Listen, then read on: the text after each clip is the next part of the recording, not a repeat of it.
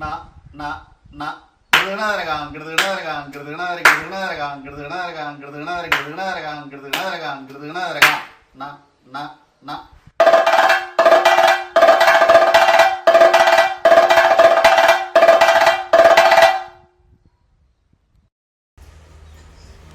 നമസ്കാരം.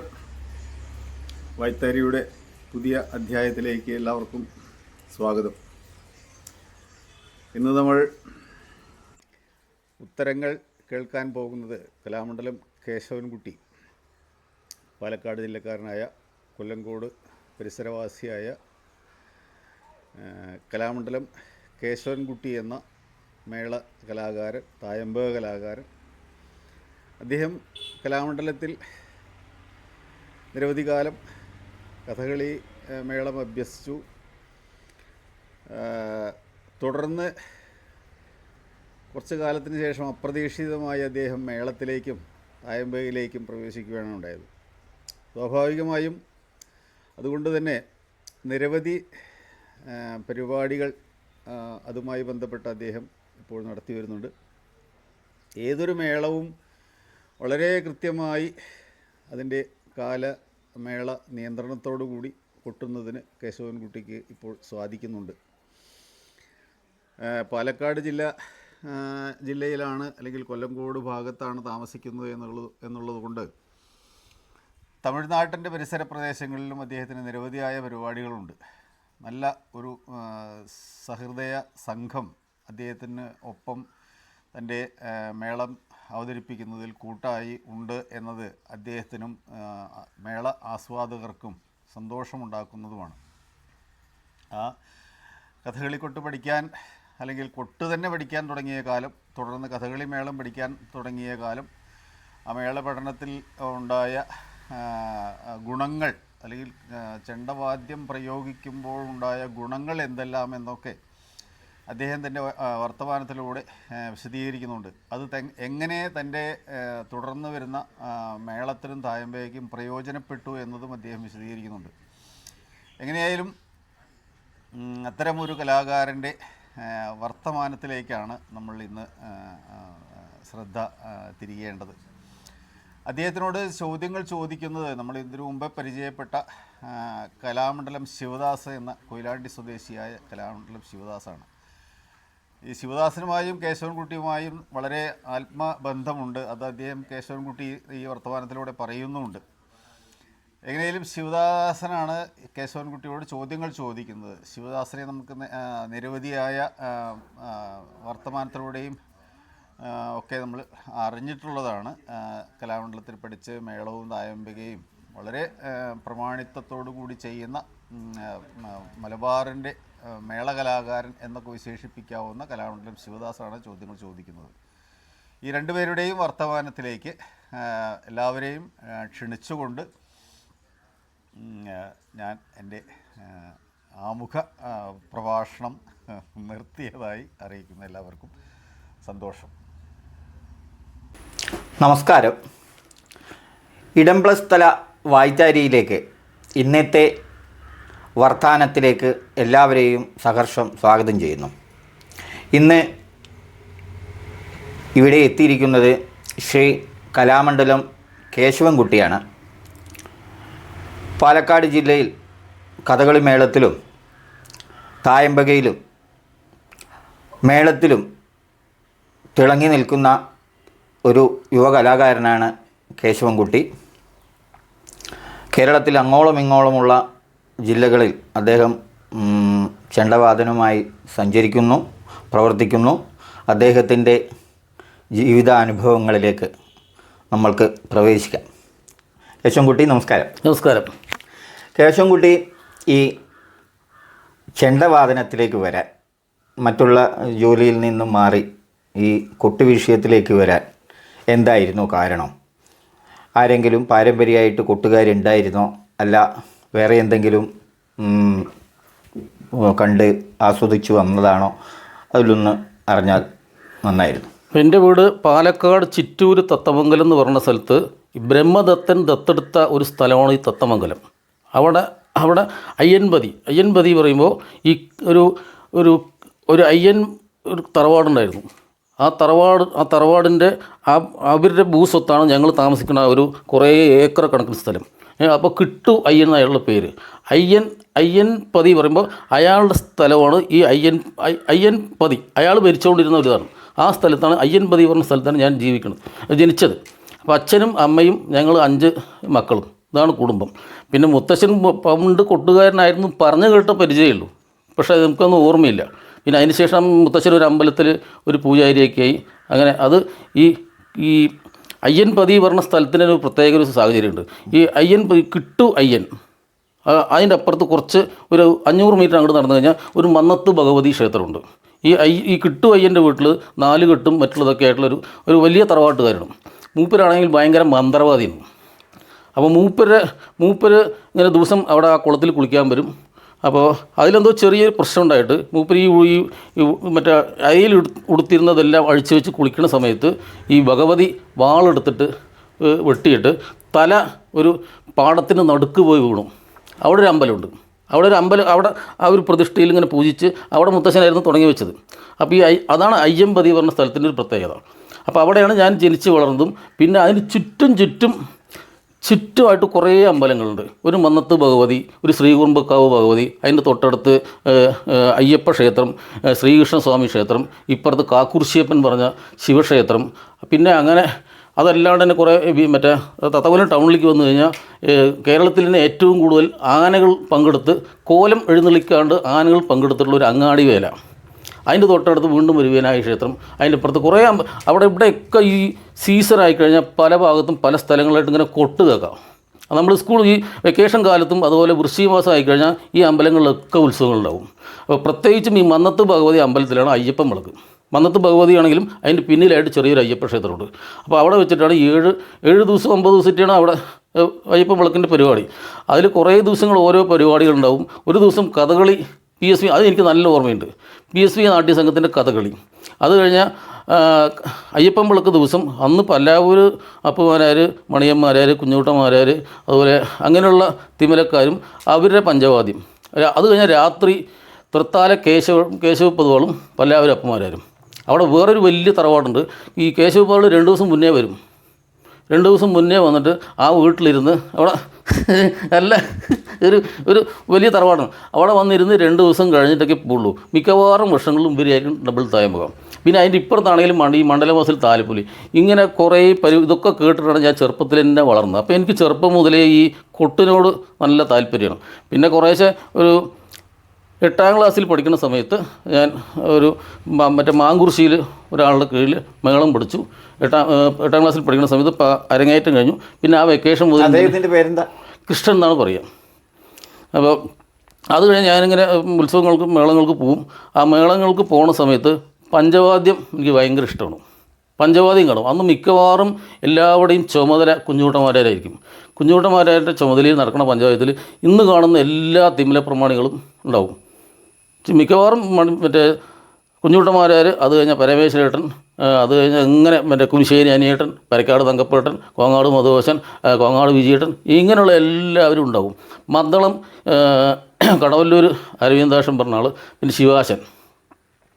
അപ്പോൾ ഇങ്ങനെ പല സ്ഥലങ്ങളിൽ നമ്മൾ കാണുമ്പോൾ ഒരു ദിവസം കാട്ടുശ്ശേരി പുതിയങ്കം വേല പാലക്കാട് ജില്ലയിൽ ഏറ്റവും പ്രശസ്തമായിട്ടുള്ള വേലയാണ്. അവിടെ രാത്രി ഈ പുതിയങ്കം ദേശത്തിന് വേണ്ടിയിട്ടാണ് കുഞ്ഞുകൂട്ടന്മാരാർ കൂട്ടുന്നത്. അത് മദ്ദള പ്രമാണി ശിവാശാനാണ്. അപ്പോൾ ഈ 11 മണിക്ക് തുടങ്ങിയ ഒരു 4:30 കഴിയുള്ളൂ. അപ്പോൾ ഈ ചെണ്ടക്കാരെന്ത് ചെയ്യും, അമ്പലത്തിൽ നിന്ന് പുലർച്ചെ മേളം ഇങ്ങോട്ട് വരണം, ദേശക്കാവിലേക്ക് വരണം. അപ്പോൾ അവിടെ ഒന്ന് നിൽക്കുമ്പോൾ ശിവാശൻ പഞ്ചവാദ്യം കഴിഞ്ഞിട്ട് ചിറ്റൊക്കെ അഴിച്ചിങ്ങനെ നിൽക്കണം. അപ്പോൾ ഞാൻ ആശാനെ പോയി കണ്ടു. എന്താ കുട്ടി ചോദിച്ചു. അപ്പോൾ എനിക്ക് കലാമണ്ഡലത്തിൽ പഠിക്കണം എന്നൊരു താല്പര്യമുണ്ട്. അപ്പോൾ എന്താ ചെയ്യേണ്ടത് ചോദിച്ചു. ഒരു കാര്യം ചെയ്യും, ഈ മെയ് മാസം അവസാനമാകുമ്പോൾ പത്രത്തിൽ പരസ്യം വരും. അപ്പോൾ എനിക്ക് മറ്റേ കാർഡുണ്ടല്ലോ, ഒരു മഞ്ഞക്കാർഡില്ലേ, ആ കാർഡിൽ ഒരു കത്ത് അയച്ചാൽ മതി, ഞാൻ എന്നിട്ട് നമുക്ക് നോക്കാൻ പറഞ്ഞു. ഞാനത് കണ്ടു. ഇത് കണ്ടതും പിന്നെ ഇത് എങ്ങനെയായാലും കല്യാണത്തിൽ ചെയ്യണം എന്നുള്ള മോഹമല്ലേ.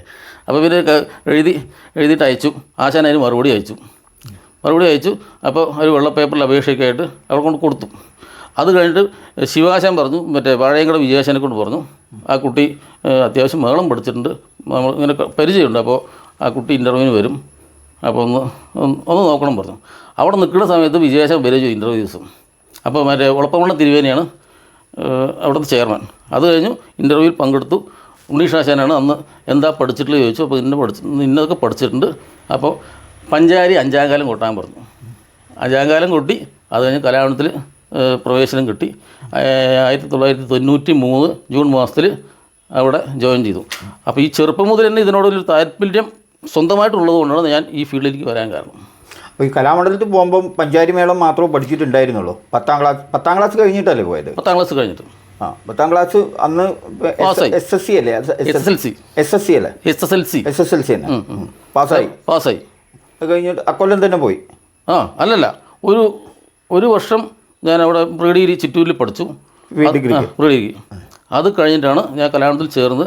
കലാമണ്ഡലത്തിൽ ചേർന്നതിന് ശേഷം ഒരു 3-4 മാസം ചെറുതുരുത്തി ഒരു ട്യൂഷൻ സെൻറ്ററിൽ പോയിട്ട് പഠിച്ചിട്ടുണ്ടായിരുന്നു. ഡിഗ്രി തന്നെ? അല്ല, പ്രീ ഡിഗ്രി. പിന്നെ അത് നിർത്തി. പിന്നെ ഇതിൻ്റെ കഥകളിച്ചണ്ടിയും കലാമണ്ഡലത്തിൽ വരുമ്പോൾ അന്ന് സ്കൂൾ തുടങ്ങിയിരുന്നോ? ഉണ്ട്. പക്ഷേ സ്കൂൾ ഇല്ല, തുടങ്ങിയിട്ടില്ല. അന്ന് 10ാം ക്ലാസ് കഴിഞ്ഞവർക്ക് ഡിപ്ലോമ.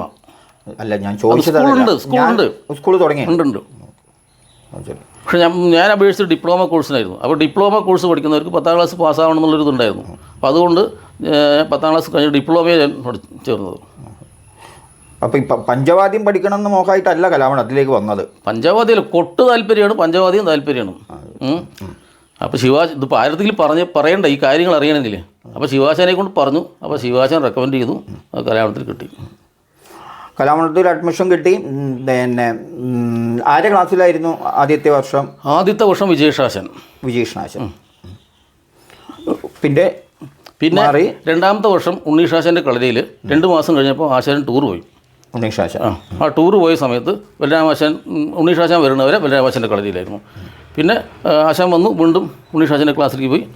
പിന്നെ 3ാം വർഷം വീണ്ടും ബലരാമാശൻ്റെ കളരിയിലായിരുന്നു. പിന്നെ 4, 5 സ്കോളർഷിപ്പ് ഇതെല്ലാം ഉണ്ണീഷാശൻ്റെ കീഴിലാണ്. അപ്പോൾ സ്കോളർഷിപ്പ് വരെ ഉണ്ടായി? 4-1 5-2 7 കൊല്ലം. ഞാൻ 4 കൊല്ലം കഴിഞ്ഞപ്പോൾ ഈ PG കോഴ്സ് അവിടെ സ്റ്റൈപ്പൻഡ് തന്നിട്ട് പഠിക്കാൻ പറ്റില്ല പറഞ്ഞു. സ്റ്റൈപ്പൻഡോടുകൂടി കുട്ടികളെ എടുക്കാൻ ബുദ്ധിമുട്ടാണ് പറഞ്ഞു. അപ്പോൾ ഞാൻ പറഞ്ഞു ശരി, ഞാനിപ്പോൾ എന്തായാലും ഫീസ് കൊടുത്ത് പഠിക്കാൻ പറ്റാത്തൊരവസ്ഥയാണ്. അപ്പോൾ ഞാൻ ആശാനോട് പറഞ്ഞു, ഉണ്ണീഷാനോട് പറഞ്ഞു എനിക്ക് പറ്റില്ല. അപ്പോൾ നീ പോകണ്ട, നീ ഇവിടെ നിൽക്കണം, ഫീസിൻ്റെ കാര്യം ഞാൻ നോക്കാൻ പറഞ്ഞു. ഉണ്ണീഷാശൻ പറഞ്ഞു അത് ഞാൻ നോക്കാം, നീ പോകണ്ട പറഞ്ഞു. അപ്പോൾ പുരുഷോത്തമൻ പിന്നെ അപേക്ഷിച്ചില്ല, ശ്രീകാന്തും അപേക്ഷിച്ചില്ല, ഞാനാണ് അപേക്ഷിച്ചത്. അത് എൻ്റെ നിർബന്ധപ്രകാരമല്ല, എനിക്ക് പറ്റാത്തൊരവസ്ഥ ഉണ്ടായിരുന്നു. അപ്പോൾ ഞാൻ ആശാനോട് പറഞ്ഞു എനിക്ക് പറ്റില്ല, പൈസ കൊടുത്ത് പഠിക്കാനുള്ള ശേഷി ഇപ്പോഴത്തെ അവസ്ഥയില്ല, അപ്പോൾ അത് നീ നോക്കണ്ട, അത് ഞാൻ നോക്കിക്കോളാം പറഞ്ഞു. പിന്നെ അതിന് ശേഷം പിന്നെ സ്റ്റൈപ്പൻഡ് ആക്കി. കേശവൻ്റെ ബേസിൽ ആരൊക്കെയായിരുന്നു അന്നത്തെ ചെണ്ടക്കാർ? അന്ന് സ്റ്റൈപ്പൻഡോടുകൂടി പഠിച്ചത് ഞാനും പുരുഷോത്തമനും, കോട്ടയം പുരുഷോത്തമൻ. പിന്നെ ശ്രീകാന്ത് ഫീസ് കൊടുത്ത് പഠിച്ചാണ്. അയാളുടെ അച്ഛനും അമ്മയ്ക്കും ജോലിയുള്ളതുകൊണ്ട് മൂപ്പർക്ക് സ്റ്റൈപ്പൻഡ് കിട്ടാത്തൊരവസ്ഥയിൽ ഫീസ് കൊടുത്ത് പഠിച്ചാണ്. ഞങ്ങൾ 3 പേരാണ്. 3 ആളും ഉണ്ടായിട്ടുള്ളൂ? 3 പേര്. അന്ന് 3 പേരാണ് തോന്നുന്നു ഒരു ഇതിൽ എടുക്കുന്നത്. ഇപ്പോഴത്തെ ഈ കലാമണ്ഡലത്തിൽ വരുന്നതിന് മുന്നേ കൊട്ടു പഠിച്ചെന്ന് പറഞ്ഞല്ലോ, അത് ഏതാ ഒരു ആശാൻ്റെ പേര് പറഞ്ഞല്ലോ? കൃഷ്ണൻ എന്നാ പറയാ. കൃഷ്ണൻ. പാലക്കാട് ജില്ലയിൽ ഒരുപാട് പ്രഗത്ഭരായ വ്യക്തികളുള്ളതാണ് കൊട്ടു വിഷയത്തിൽ. തായമ്പകയിലും മേളത്തിലൊക്കെ ആയിട്ട് ഒരുപാട് വ്യക്തികളുണ്ടല്ലോ. അപ്പോൾ കേശവൻകുട്ടി നാട്ടിൽ നിന്ന് പഠിച്ച രീതി കലാമണ്ഡലത്തിൽ എത്തിയപ്പോഴുള്ള ഒരു സമ്പ്രദായം, ഈ ചില സ്ഥലത്തൊക്കെ നമ്മളൊക്കെ നാട്ടിൽ തക്കിട്ടക്കൊക്കെ ചില വ്യത്യാസമുണ്ട്. താ കി ഇങ്ങനത്തെ തക്കിട്ടുണ്ട്, താ കി ഇങ്ങനത്തെ തക്കിട്ടുണ്ട്, തരികിടക്ക് വ്യത്യാസമുണ്ട്. തരികിട ഇടത്തെ കൈമെന്ന് തുടങ്ങുന്ന തരികിടയുണ്ട്, വലത്തെ കൈമെന്ന് തന്നെ താരി കീട് ഇങ്ങനത്തെ, അങ്ങനെയൊക്കെ ഒരു വ്യത്യാസം ഈ നാട്ടിലെ പഠിത്തവും ഈ പഴയ ആൾക്കാർ പഠിപ്പിക്കുന്നതിനൊരു പഴയ ഒരു സമ്പ്രദായ വ്യത്യാസം ചില സ്ഥലത്തുണ്ട്. അതേപോലെ എന്തെങ്കിലും ഈ കലാമണ്ഡലത്തിലെ പഠനത്തിനായിട്ടൊന്ന് കൃത്യമായിട്ടൊന്ന് പറഞ്ഞു തരാൻ പറ്റും? നാട്ടിൽ ആദ്യം ഈ മറ്റെന്താ പറയുക, കല്ലും പുളിമുട്ടിയും, അതിൽ തക്കിട്ട ഇടത് കൈ കൊണ്ട് തന്നെ തുടങ്ങുക. ഇടത് കയ്യിൽ 1 അടിയും വലത് കയ്യിൽ 2 അടിയും, അങ്ങനെ തന്നെയാണ്, അതിൽ മാറ്റമൊന്നുമില്ല. പക്ഷെ തരികിടയും ഇടത് കയ്യിൽ നിന്ന് തുടങ്ങുക. അതെ തരികിട അങ്ങനെയാണ് അവിടെ പഠിപ്പിച്ച്. അത് അങ്ങനെ സാധകം ചെയ്തു. പിന്നെ ഈ എന്താ പറയുക, നമ്മുടെ പായില്ലേ, ആ പുല്ലുപായില്ലേ, അതുപോലത്തെ കുറച്ച് അരങ്ങേറ്റത്തിന് ഒരു 10 ദിവസം മുന്നേ അതിന് പ്രത്യേകിച്ച് എന്തോ ഒരു പേരുണ്ട്, അതുപോലത്തെ ഒരു സാധനം ഉണ്ടാക്കിയിട്ട് അതിൽ നമ്മൾ കോല് കൊണ്ട് ചെണ്ടക്കോലോ ഏതെങ്കിലും കോല് കൊണ്ട് കുറച്ച് ദിവസം കൊട്ടി പ്രാക്ടീസ് ചെയ്തതിന് ശേഷമാണ് അരങ്ങേറ്റം നടത്തിയത്. ചെണ്ടയിൽ കൊട്ടിയിട്ടില്ല. അരങ്ങേറ്റത്തിനാണ് ചെണ്ടയിൽ കൊട്ടുന്നത്. അതിന്റെ മുന്നേ ഈ ചെണ്ടയമേല് വലന്തല തിരിച്ചിട്ട് ഇല്ല. അതായത് അഭ്യാസമൊന്നും ഉണ്ടായില്ല. അങ്ങനെയൊന്നും ഉണ്ടായില്ല. ഞങ്ങളൊരു 10-14 പേരുണ്ടായിരുന്നു. ഈ അന്നത്തെ സാഹചര്യത്തിൽ നാട്ടുമ്പുറങ്ങളൊന്നും ഈ 10-14 ചെണ്ട ഒരുമിച്ച് കിട്ടാൻ ബുദ്ധിമുട്ടാണ്. ശരി. അപ്പൊ അരങ്ങേറ്റത്തിന്റെ അന്നാണ് ചെണ്ട ആദ്യമായിട്ട് അരങ്ങേറ്റത്തിന് ആ ദിവസമാണ് ചെണ്ടയിൽ കൊട്ടുന്നത്. അപ്പൊ ഈ സ്ഥാനങ്ങളൊക്കെ നിർണ്ണയിക്കാൻ അന്നേരം സ്ഥാനം പറഞ്ഞ ഇപ്പൊ നമ്മുടെ പാലക്കാടൻ ഭാഗത്ത് ഇപ്പൊ കുറേശ്ശൊക്കെ സ്ഥാനങ്ങൾക്ക് പ്രാധാന്യം കൊടുത്ത് കൊട്ടുന്നുണ്ട്. പക്ഷെ അന്ന് കാലത്ത് അങ്ങനെയൊന്നും ഇല്ല. കേശവൻകുട്ടീൻ്റെ ആശാൻ ഈ കലാമണ്ഡലത്തിൽ നിന്ന് സാധകം ചെയ്യിക്കുന്നത് പോലെ ദിമിക്കാരോ നഗാരവും വക്കും നടു അങ്ങനത്തെ അത് പറഞ്ഞുതരാം. എന്നെ പഠിപ്പിച്ച ആശാൻ പഠിപ്പിക്കുന്ന സമയത്ത് ഏകദേശം ഒരു 85-90 വയസ്സുള്ള സമയത്താണ്. അപ്പോൾ അദ്ദേഹത്തിൻ്റെ ഒരു ഓർമ്മ വെച്ചിട്ട് എന്നാൽ ആ പ്രായത്തിലും ആ കൃത്യമായിട്ട് ഓർമ്മ വെച്ചിട്ട് കൃത്യമായിട്ട് അത് പഠിപ്പിച്ചു. പക്ഷെ അവരുടെ സമ്പ്രദായത്തിൽ തക്കിട്ടയും തരികടയും രണ്ടും ഇടത് കൈ നിന്നാണ് തുടങ്ങുക. അല്ല, ഈ സ്ഥാന വ്യത്യാസം സ്ഥാനങ്ങളൊന്നും അന്ന് അങ്ങനെയൊന്നും പറയാനില്ല. എല്ലാം ഒരു സ്ഥലത്ത് തന്നെ കൊട്ടാം. അതങ്ങനെ ശരി. അപ്പോൾ കലാമണ്ഡലത്തിൽ വന്നപ്പോഴാണ് പിന്നെ കൃത്യമായിട്ട് ചെണ്ടേൻ്റെ ഒരു സ്ഥാനങ്ങൾ ശബ്ദവ്യത്യാസങ്ങളൊക്കെ അല്ലേ? അപ്പോൾ കലാമണ്ഡലത്തിൽ നിന്ന് ആദ്യം ഈ നാട്ടിലെ അഭ്യാസത്തിനെ കുറിച്ച് ഓർമ്മകൾ ഇപ്പം ഇത്രയേ ഉള്ളൂ. അത് കഴിഞ്ഞു. പിന്നെ നമ്മൾ കുറേ പരിപാടികൾ, അതായത് പരിപാടിക്ക് പോയി കുറേ വേലകൾ. ഈ കലാമണ്ഡലത്തിൽ പോകുന്നതിന് മുന്നേ ഏതെങ്കിലും പാലക്കാട് ജില്ലയിൽ അറിയപ്പെടുന്ന കലാകാരന്മാരൊന്നിച്ച് മേളത്തിൽ പങ്കെടുത്തിട്ടുണ്ടോ? ഉണ്ടല്ലോ.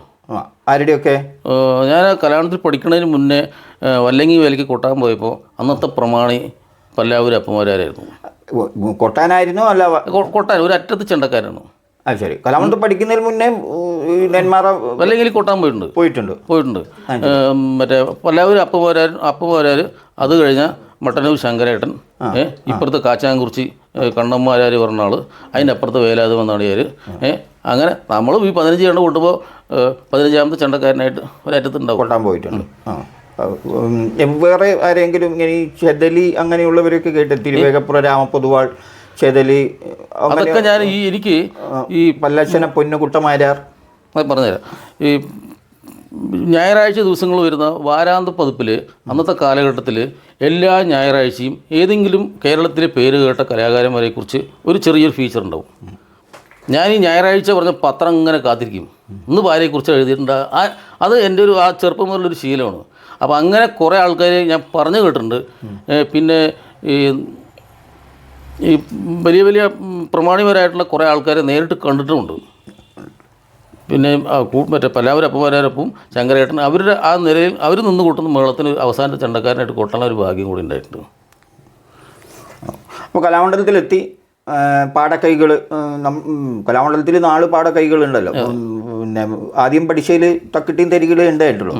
പാടക്കൈകൾ തുടങ്ങി തായമ്പ ഉണ്ണീഷാശൻ തന്നെയാണോ തുടങ്ങിയത്? അല്ല, വിജയകൃഷ്ണാശനാണ് തായമ്പ തുടങ്ങി വെച്ചത്.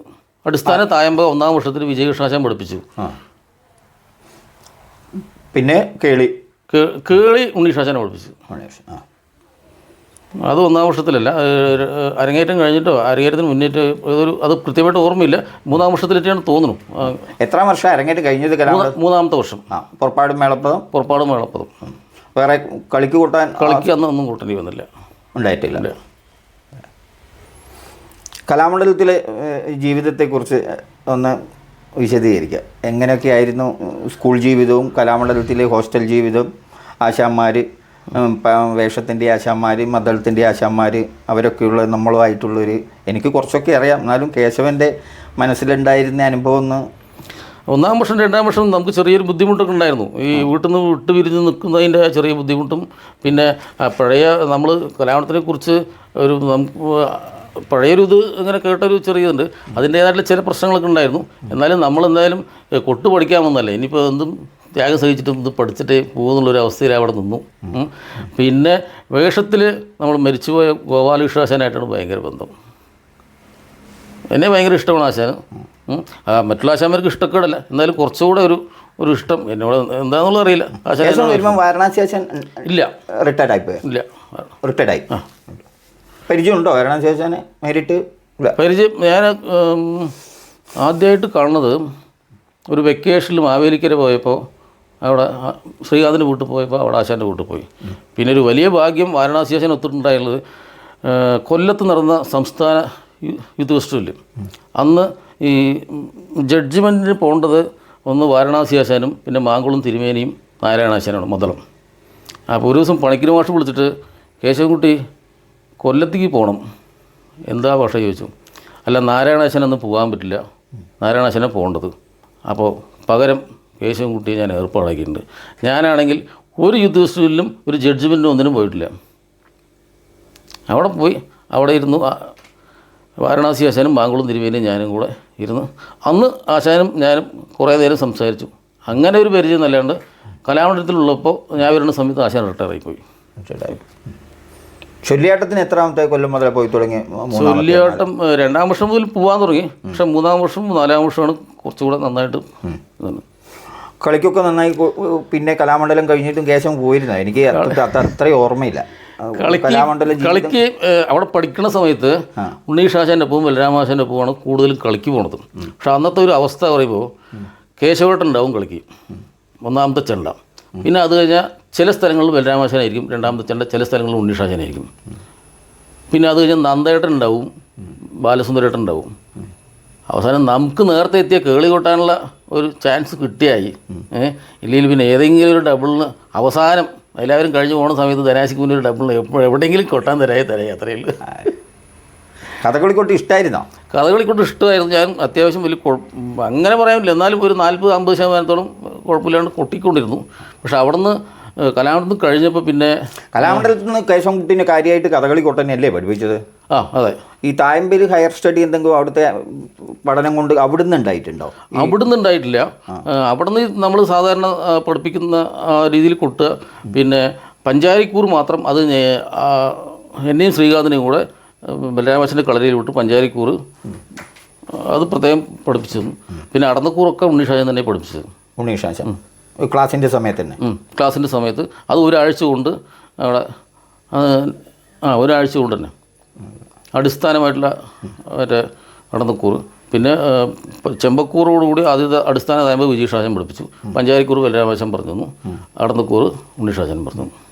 ഈ കളിക്കൊട്ടിൻ്റെ വിദ്യാഭ്യാസം ബാക്കിയുള്ളത് നമ്മളോടുള്ളൊരു സ്നേഹം കൊണ്ട് സ്വതവേ കലാമണ്ഡലം സിലബസിൽ ഹയർ സ്റ്റഡീസ് തായമ്പകയുണ്ട് എന്ന് എനിക്ക് തോന്നുന്നില്ല. എനിക്കും കുറച്ച് ഇതേപോലെ കലാമണ്ഡലത്തിൽ നിന്ന് തായമ്പകയിലൊക്കെ പഠനം കിട്ടിയിട്ടുണ്ട്. പക്ഷേ ഈ കളിക്കൊട്ടിൻ്റെ വിദ്യാഭ്യാസം കേശവൻ ഇപ്പം ചെയ്യുന്ന തായമ്പകോ മേളത്തിനൊക്കെ ഏകദേശം എത്രത്തോളം സ്വാധീനം ചെലുത്തിയിട്ടുണ്ട്? അപ്പോൾ ഞാൻ പ്രത്യേകിച്ച് ചോദിക്കാൻ കാരണം എന്താ വെച്ചാൽ, ചില സ്ഥലങ്ങളിലൊക്കെ ഈ മേളം പഠിപ്പിക്കുന്നവർക്ക് തക്കിട്ട് അല്ലാണ്ട് വേറെ സാധകം ചില സ്ഥലത്ത് പരിവില്ല. തക്കിട്ട മാത്രം നാല് നമ്മളൊക്കെ നാട്ടിൽ തക്കിട്ട എന്ന് പറഞ്ഞാൽ ഈ 1ാം കാലം 2ാം കാലം 3ാം കാലം 4ാം കാലമൊക്കെ ആയിട്ട് സാധകം ചെയ്യിക്കുന്നത് പഴയ ആൾക്കാർ അങ്ങനെ ഒരു സമ്പ്രദായം ഇല്ലാത്തൊരു കാലം ഉണ്ടായിരുന്നു. തക്കിട്ട് ഇങ്ങനെ കൊട്ടും, താക്കി അതിങ്ങനെ കുറച്ച് സമയം കൊട്ടി കയറിപ്പോയി അങ്ങനെ ഒരു സാധക രീതിയൊക്കെ ഉള്ള കാലം ഉണ്ടായിരുന്നു പഴയ സ്ഥലങ്ങളിലൊക്കെ പഠിപ്പിക്കുന്നത്.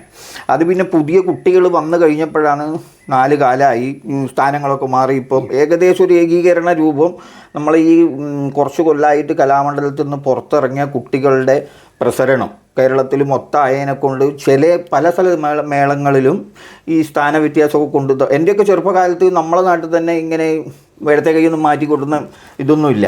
പക്ഷെ ഇപ്പോൾ ഏകദേശം ആയിട്ടുണ്ട്.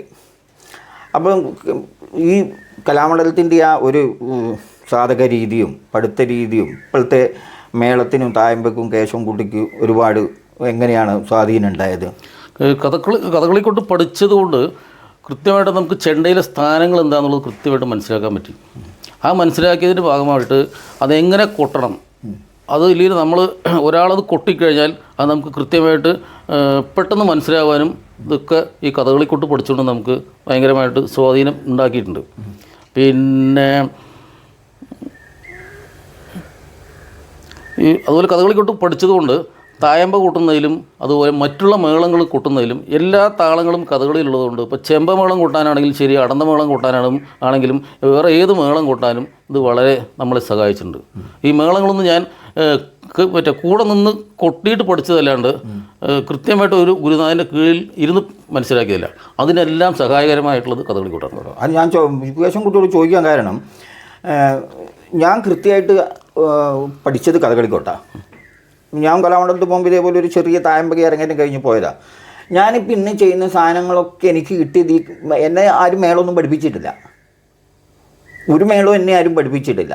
പക്ഷേ ഈ കലാമണ്ഡലത്തിലെ ജീവിതം കഴിഞ്ഞ് വന്ന് ഒരു 2 സീസൺ കഴിഞ്ഞ് നടക്കുമ്പോഴത്തേക്ക് നമുക്ക് കൃത്യമായിട്ട് ഈ മറ്റതിൻ്റെ ടേസ്റ്റൊക്കെ അറിയാൻ തുടങ്ങി.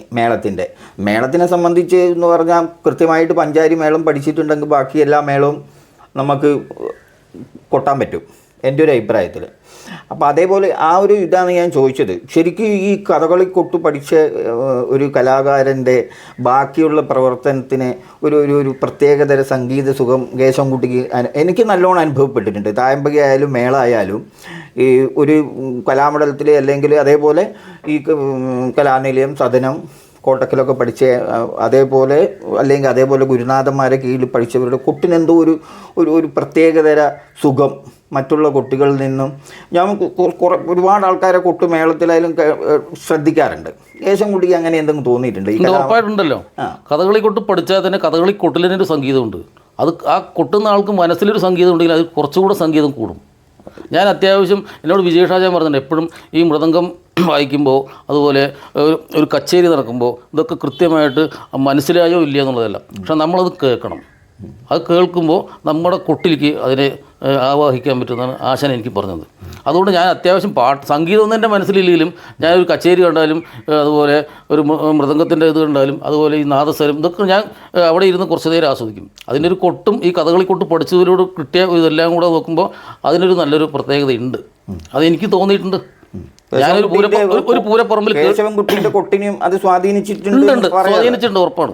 അത് ഞാനൊരു പൂരപ്പറമ്പിൽ കേളി കൊട്ടിക്കൊണ്ടിരിക്കുമ്പോൾ കലാമണ്ഡലത്തിൽ പഠിച്ച ഒരു മദ്ദളത്തിൻ്റെ ഒരാൾ മൂപ്പര് അവിടെ നിന്ന് തന്നെ ഈ കൊട്ട് കേട്ടപ്പോഴേ ഇങ്ങനെ അത് കലാമണ്ഡലത്തിൽ കഥകളി കൊട്ട് പഠിച്ച ഏതൊരു കുട്ടിയാണല്ലോ കൂട്ടുന്നത്. അപ്പോൾ അതിൻ്റെ ഒരു അനുഭവം നേരിട്ട് നീയാണല്ലേ എനിക്ക് മനസ്സിലായി, കലാമണ്ഡലത്തിൽ പഠിച്ച കുട്ടിയാണ് കേളി കൂട്ടുന്നത് മനസ്സിലായി. അതാണ് നമ്മൾ കലാമണ്ഡലത്തിൽ കഥകളി കൊട്ട് പഠിച്ചതിൻ്റെ ആ ഒരു ഇതാണ്. ശരിക്കും ഇങ്ങനെ ഈ കഥകളി കൊട്ട് പഠിച്ച് വന്ന ഇവർക്ക് ശരിക്കും അതിൻ്റെ ആ ഒരു സ്ഥാനം മറ്റുള്ള കലാകാരന്മാരോ ആസ്വാദകരോ ശരിക്കും ഈ കഥകളി കൊട്ട് പഠിച്ച് വന്ന കലാകാരന്മാർക്ക് ആ ഒരു സ്നേഹം കൂടുതൽ കൊടുക്കുന്നുണ്ടോ, അല്ല ചിലവർ കൊടുക്കാൻ അങ്ങനെ എന്തെങ്കിലും അനുഭവപ്പെട്ടിട്ടുണ്ടോ? അല്ല, കലാമണ്ഡലത്തിൽ പഠിച്ചതിൻ്റെ ഭാഗമായിട്ട് നമുക്ക് ഇന്ന സ്ഥാപനത്തിൽ പഠിച്ച ആളാന്ന് പറഞ്ഞാൽ ഇല്ലെങ്കിൽ ഇന്ന ഗുരുനാഥന്മാരുടെ കീഴിൽ പഠിച്ചാന്ന് പറയുമ്പോൾ അതിനൊരു സ്നേഹവും ഒരു വാത്സല്യവും ഇതൊക്കെ നമുക്ക് ഒരുപാട് സ്ഥലങ്ങളിൽ കിട്ടിയിട്ടുണ്ട്. അത് പല തരത്തിലാണെന്ന് മാത്രം. കലാമണ്ഡലത്തിൽ ഈ അഭ്യാസത്തിൽ ഈ ഗുരുനാഥന്മാരുടെ ഒരു നമ്മളുമായിട്ടുള്ളൊരു സ്നേഹബന്ധം എൻ്റെതും ഒരു തരത്തിലായിരിക്കും, പുരുഷോത്തമൻ്റെ ഒരു തരത്തിലായിരിക്കും.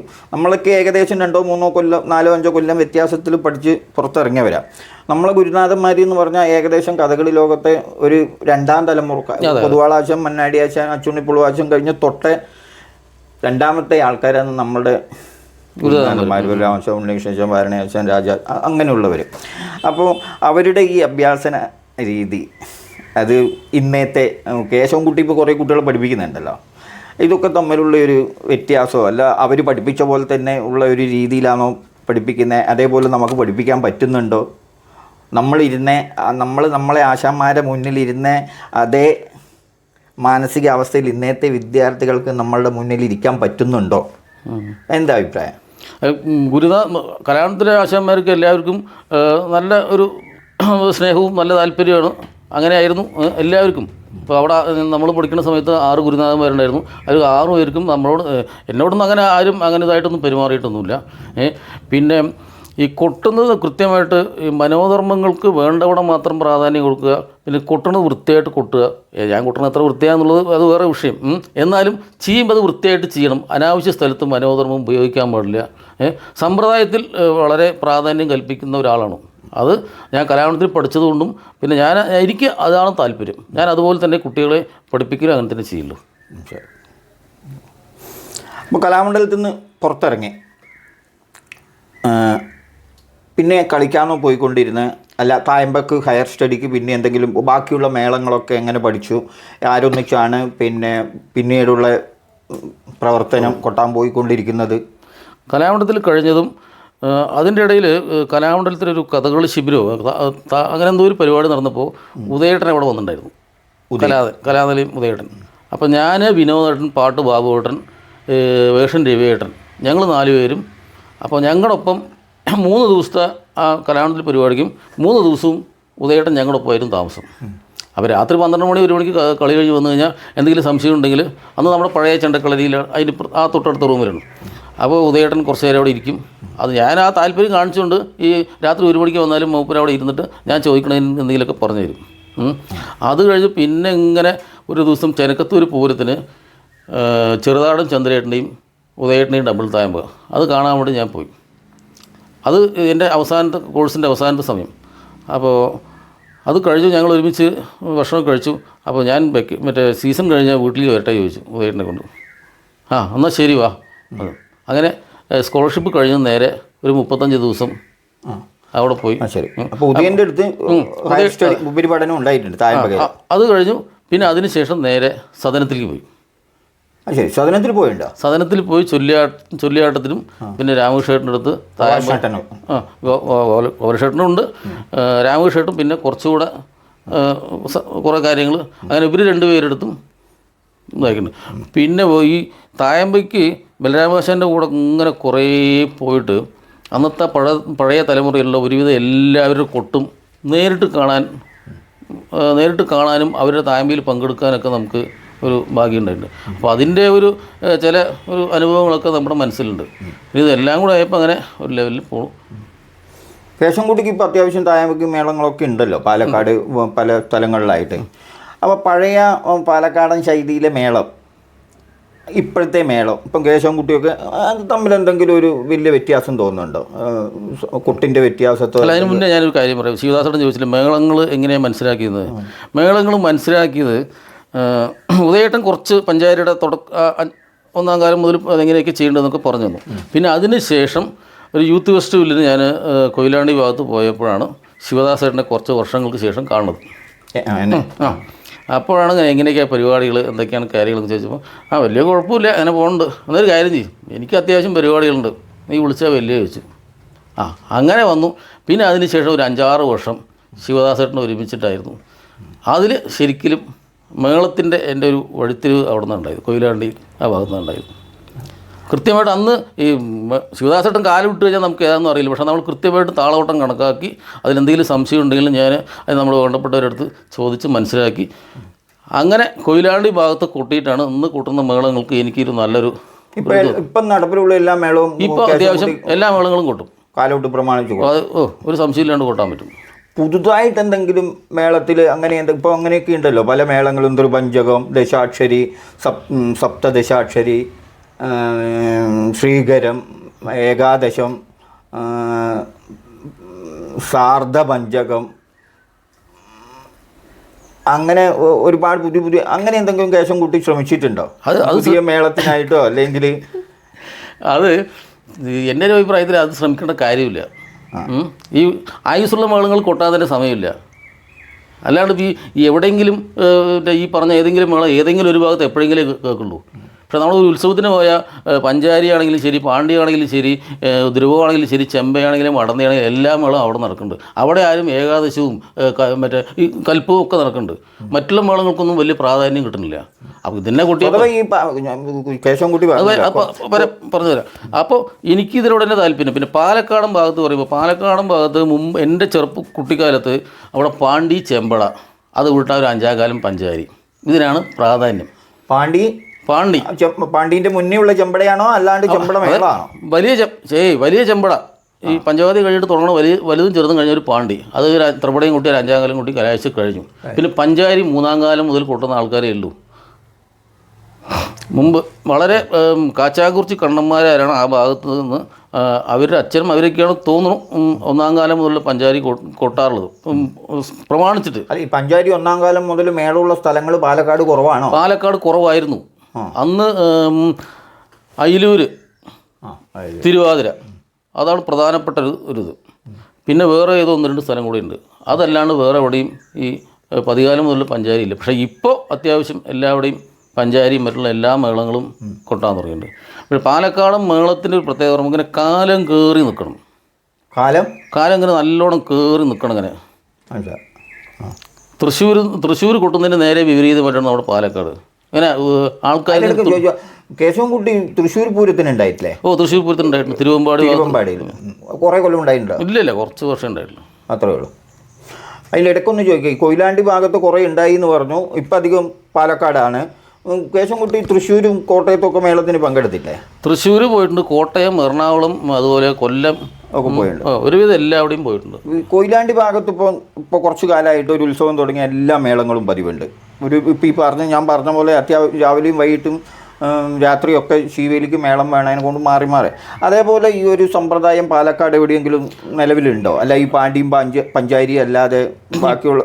ഇപ്പോൾ കുറച്ച് ചില അമ്പലങ്ങളിൽ ഒരു ഉത്സവം പോലെ തുടങ്ങിയിട്ടുണ്ട്. അപ്പോൾ ഇപ്പോഴത്തെ തലമുറ അത് ചെയ്യുന്നുണ്ട്. ഓരോ ദിവസം ഓരോ മേളം കൂട്ടുന്നുണ്ട്. എല്ലാ മേളങ്ങളും അങ്ങനെ അത്യാവശ്യം അങ്ങനെ കൂട്ടുന്നുണ്ട്. അതിനനുസരിച്ചുള്ള കൊമ്പുകാരും അതിപ്പോൾ ആയിട്ടുണ്ടല്ലോ. അത് കുറച്ച് സ്ഥലങ്ങളേ ഉള്ളൂ. ആ ഉത്സവം നടക്കുന്ന പല്ലശനക്കാവ്, അതുപോലെ ചിറ്റിലഞ്ചേരിയിൽ ഒരു ചെറുതുട്ടൂരി അമ്പലമുണ്ട്. അങ്ങനെ കുറച്ച് സ്ഥലങ്ങളിൽ ഉത്സവമായിട്ട് നടത്തുന്നുണ്ട്. അവിടെ ഈ പറഞ്ഞ പോലെ എല്ലാ ദിവസവും ഓരോ മേളം കൂട്ടുന്നുണ്ട്. അതിപ്പോൾ ഈ അടുത്ത കാലത്തായിട്ട് അതൊരു ശൈലിയായിട്ട് കൊണ്ടുപോകുന്നുണ്ട്. അതും ഇതുമായിട്ട് വലിയ വ്യത്യാസമുണ്ടോ? കുട്ടിന് കൊയിലാണ്ടി ഒരു ഉണ്ടായിരുന്ന മേളങ്ങളും ഇപ്പം കേശവൻകുട്ടി പാലക്കാട് കൊണ്ട് വരുന്ന ആയിട്ട് എന്തെങ്കിലും കാലം കയറി കൊട്ടണം എന്ന് പറഞ്ഞ പോലെ കൊയിലാണ്ടിക്കാർക്ക് അങ്ങനെ എന്തെങ്കിലും ഒരു പ്രത്യേകത തോന്നിയിട്ടുണ്ടോ? അതായത് ഈ പാലക്കാടൻ ഭാഗത്ത് ഓരോ കലാശം കഴിയുമ്പോൾ ഇങ്ങനെ കാലം കയറി ഇങ്ങനെ നിൽക്കും. അത് മറ്റുള്ളവിടെ തൃശ്ശൂരും കൊയിലാണ്ടി ഭാഗത്ത് അങ്ങനെയല്ല, ഏകദേശം ഒരേ മട്ടിൽ പോവും. ഇത് പാലക്കാടൻ ഭാഗത്ത് ഇങ്ങനെ ഒരു സമ്പ്രദായമുണ്ട്. ഒരു കലാശം കഴിഞ്ഞാൽ ഒന്ന് തള്ളി കയറി ഇങ്ങനെ പോവും. അതാ വ്യത്യാസം. തായമ്പക കേശവൻകുട്ടി ആരൊന്നിച്ചൊക്കെ ഡബിൾ തായമ്പക കേശവൻകുട്ടീനെക്കാട്ടിയും കുറച്ച് മുതിർന്ന കലാകാരന്മാരായിട്ടും അതിൻ്റെ താഴെയുള്ളവരൊക്കെ ആയിട്ട് ഉണ്ടായിട്ടുണ്ട്. ഞാൻ നമ്മുടെ തൃപ്രങ്ങോട് ശശിയേട്ടനില്ലേ, കലാമണ്ഡലം ശശിയേട്ടൻ്റെ ഒപ്പം കൂട്ടിയിട്ടുണ്ട്. പിന്നെ ചെർപ്പളശ്ശേരി കൃഷ്ണകുമാറേട്ടൻ മൂപ്പരൊപ്പം കൂട്ടിയിട്ടുണ്ട്. പിന്നെ ആറങ്ങോട്ടുകാർ ശിവേട്ടനായിട്ട് കൂട്ടിയിട്ടുണ്ട്. അത്താലൂർ ശിവേട്ടനായിട്ട് കൂട്ടിയിട്ടുണ്ട്.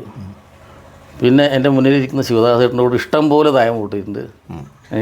പിന്നെ ആ ഭാഗത്ത് നമ്മുടെ ആ ഭാഗത്തുള്ള ഒരു വട്ടേക്കാട് ശശി പറഞ്ഞ ഒരാൾ, പിന്നെ പനങ്ങാട്ടി ശശി, പനങ്ങാട്ടി മോഹനൻ, പിന്നെ കല്ലൂർ ജയൻ, സദനം ശിവകുമാർ, പിന്നെ രാമകൃഷ്ണേട്ടൻ, ഇവരൊക്കെയായിട്ട് കൂട്ടി. മേളത്തിന് ആരൊക്കെ ഒന്നിച്ച് ഉണ്ടായി? ഇപ്പം വലിയ ഈ അപ്പുമാരൊക്കെ പറഞ്ഞല്ലോ, എല്ലാവരും അപ്പുമാരാർ, അതൊക്കെ കേശവൻ്റെ കാലഘട്ടത്തിലുള്ള ആൾക്കാർ. ആലിപ്പറമ്പ്, ശങ്കരേട്ടെ, അവരൊക്കെ മേളത്തിന് ഉണ്ടായിട്ടുണ്ടോ? എവിടെ ആദ്യം കൊയിലാണ്ടി വെച്ചിട്ടാണ്, പിഷാരിക്കാവിൽ വെച്ചിട്ടാണ് 2 മന്തി മേളം കഴിഞ്ഞിട്ട് പിറ്റേ ദിവസം ശങ്കരേട്ടൻ്റെ പ്രമാണത്തിൽ പാണ്ടി. അപ്പോൾ ശങ്കരേട്ടൻ്റെ പ്രമാണം ശിവദാസേട്ടൻ വലത്ത്, ഇടത്ത് ഭാഗത്ത് ഞാനും ഉണ്ടായിട്ടുണ്ട്.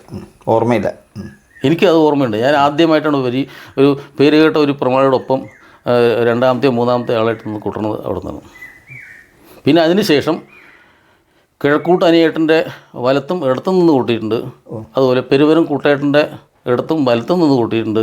ചെറുശ്ശേരി കുട്ടേട്ടൻ, അതുപോലെ സതീശേട്ടൻ, ചേരാനെല്ലൂർ ശങ്കരൻകുട്ടിയേട്ടൻ,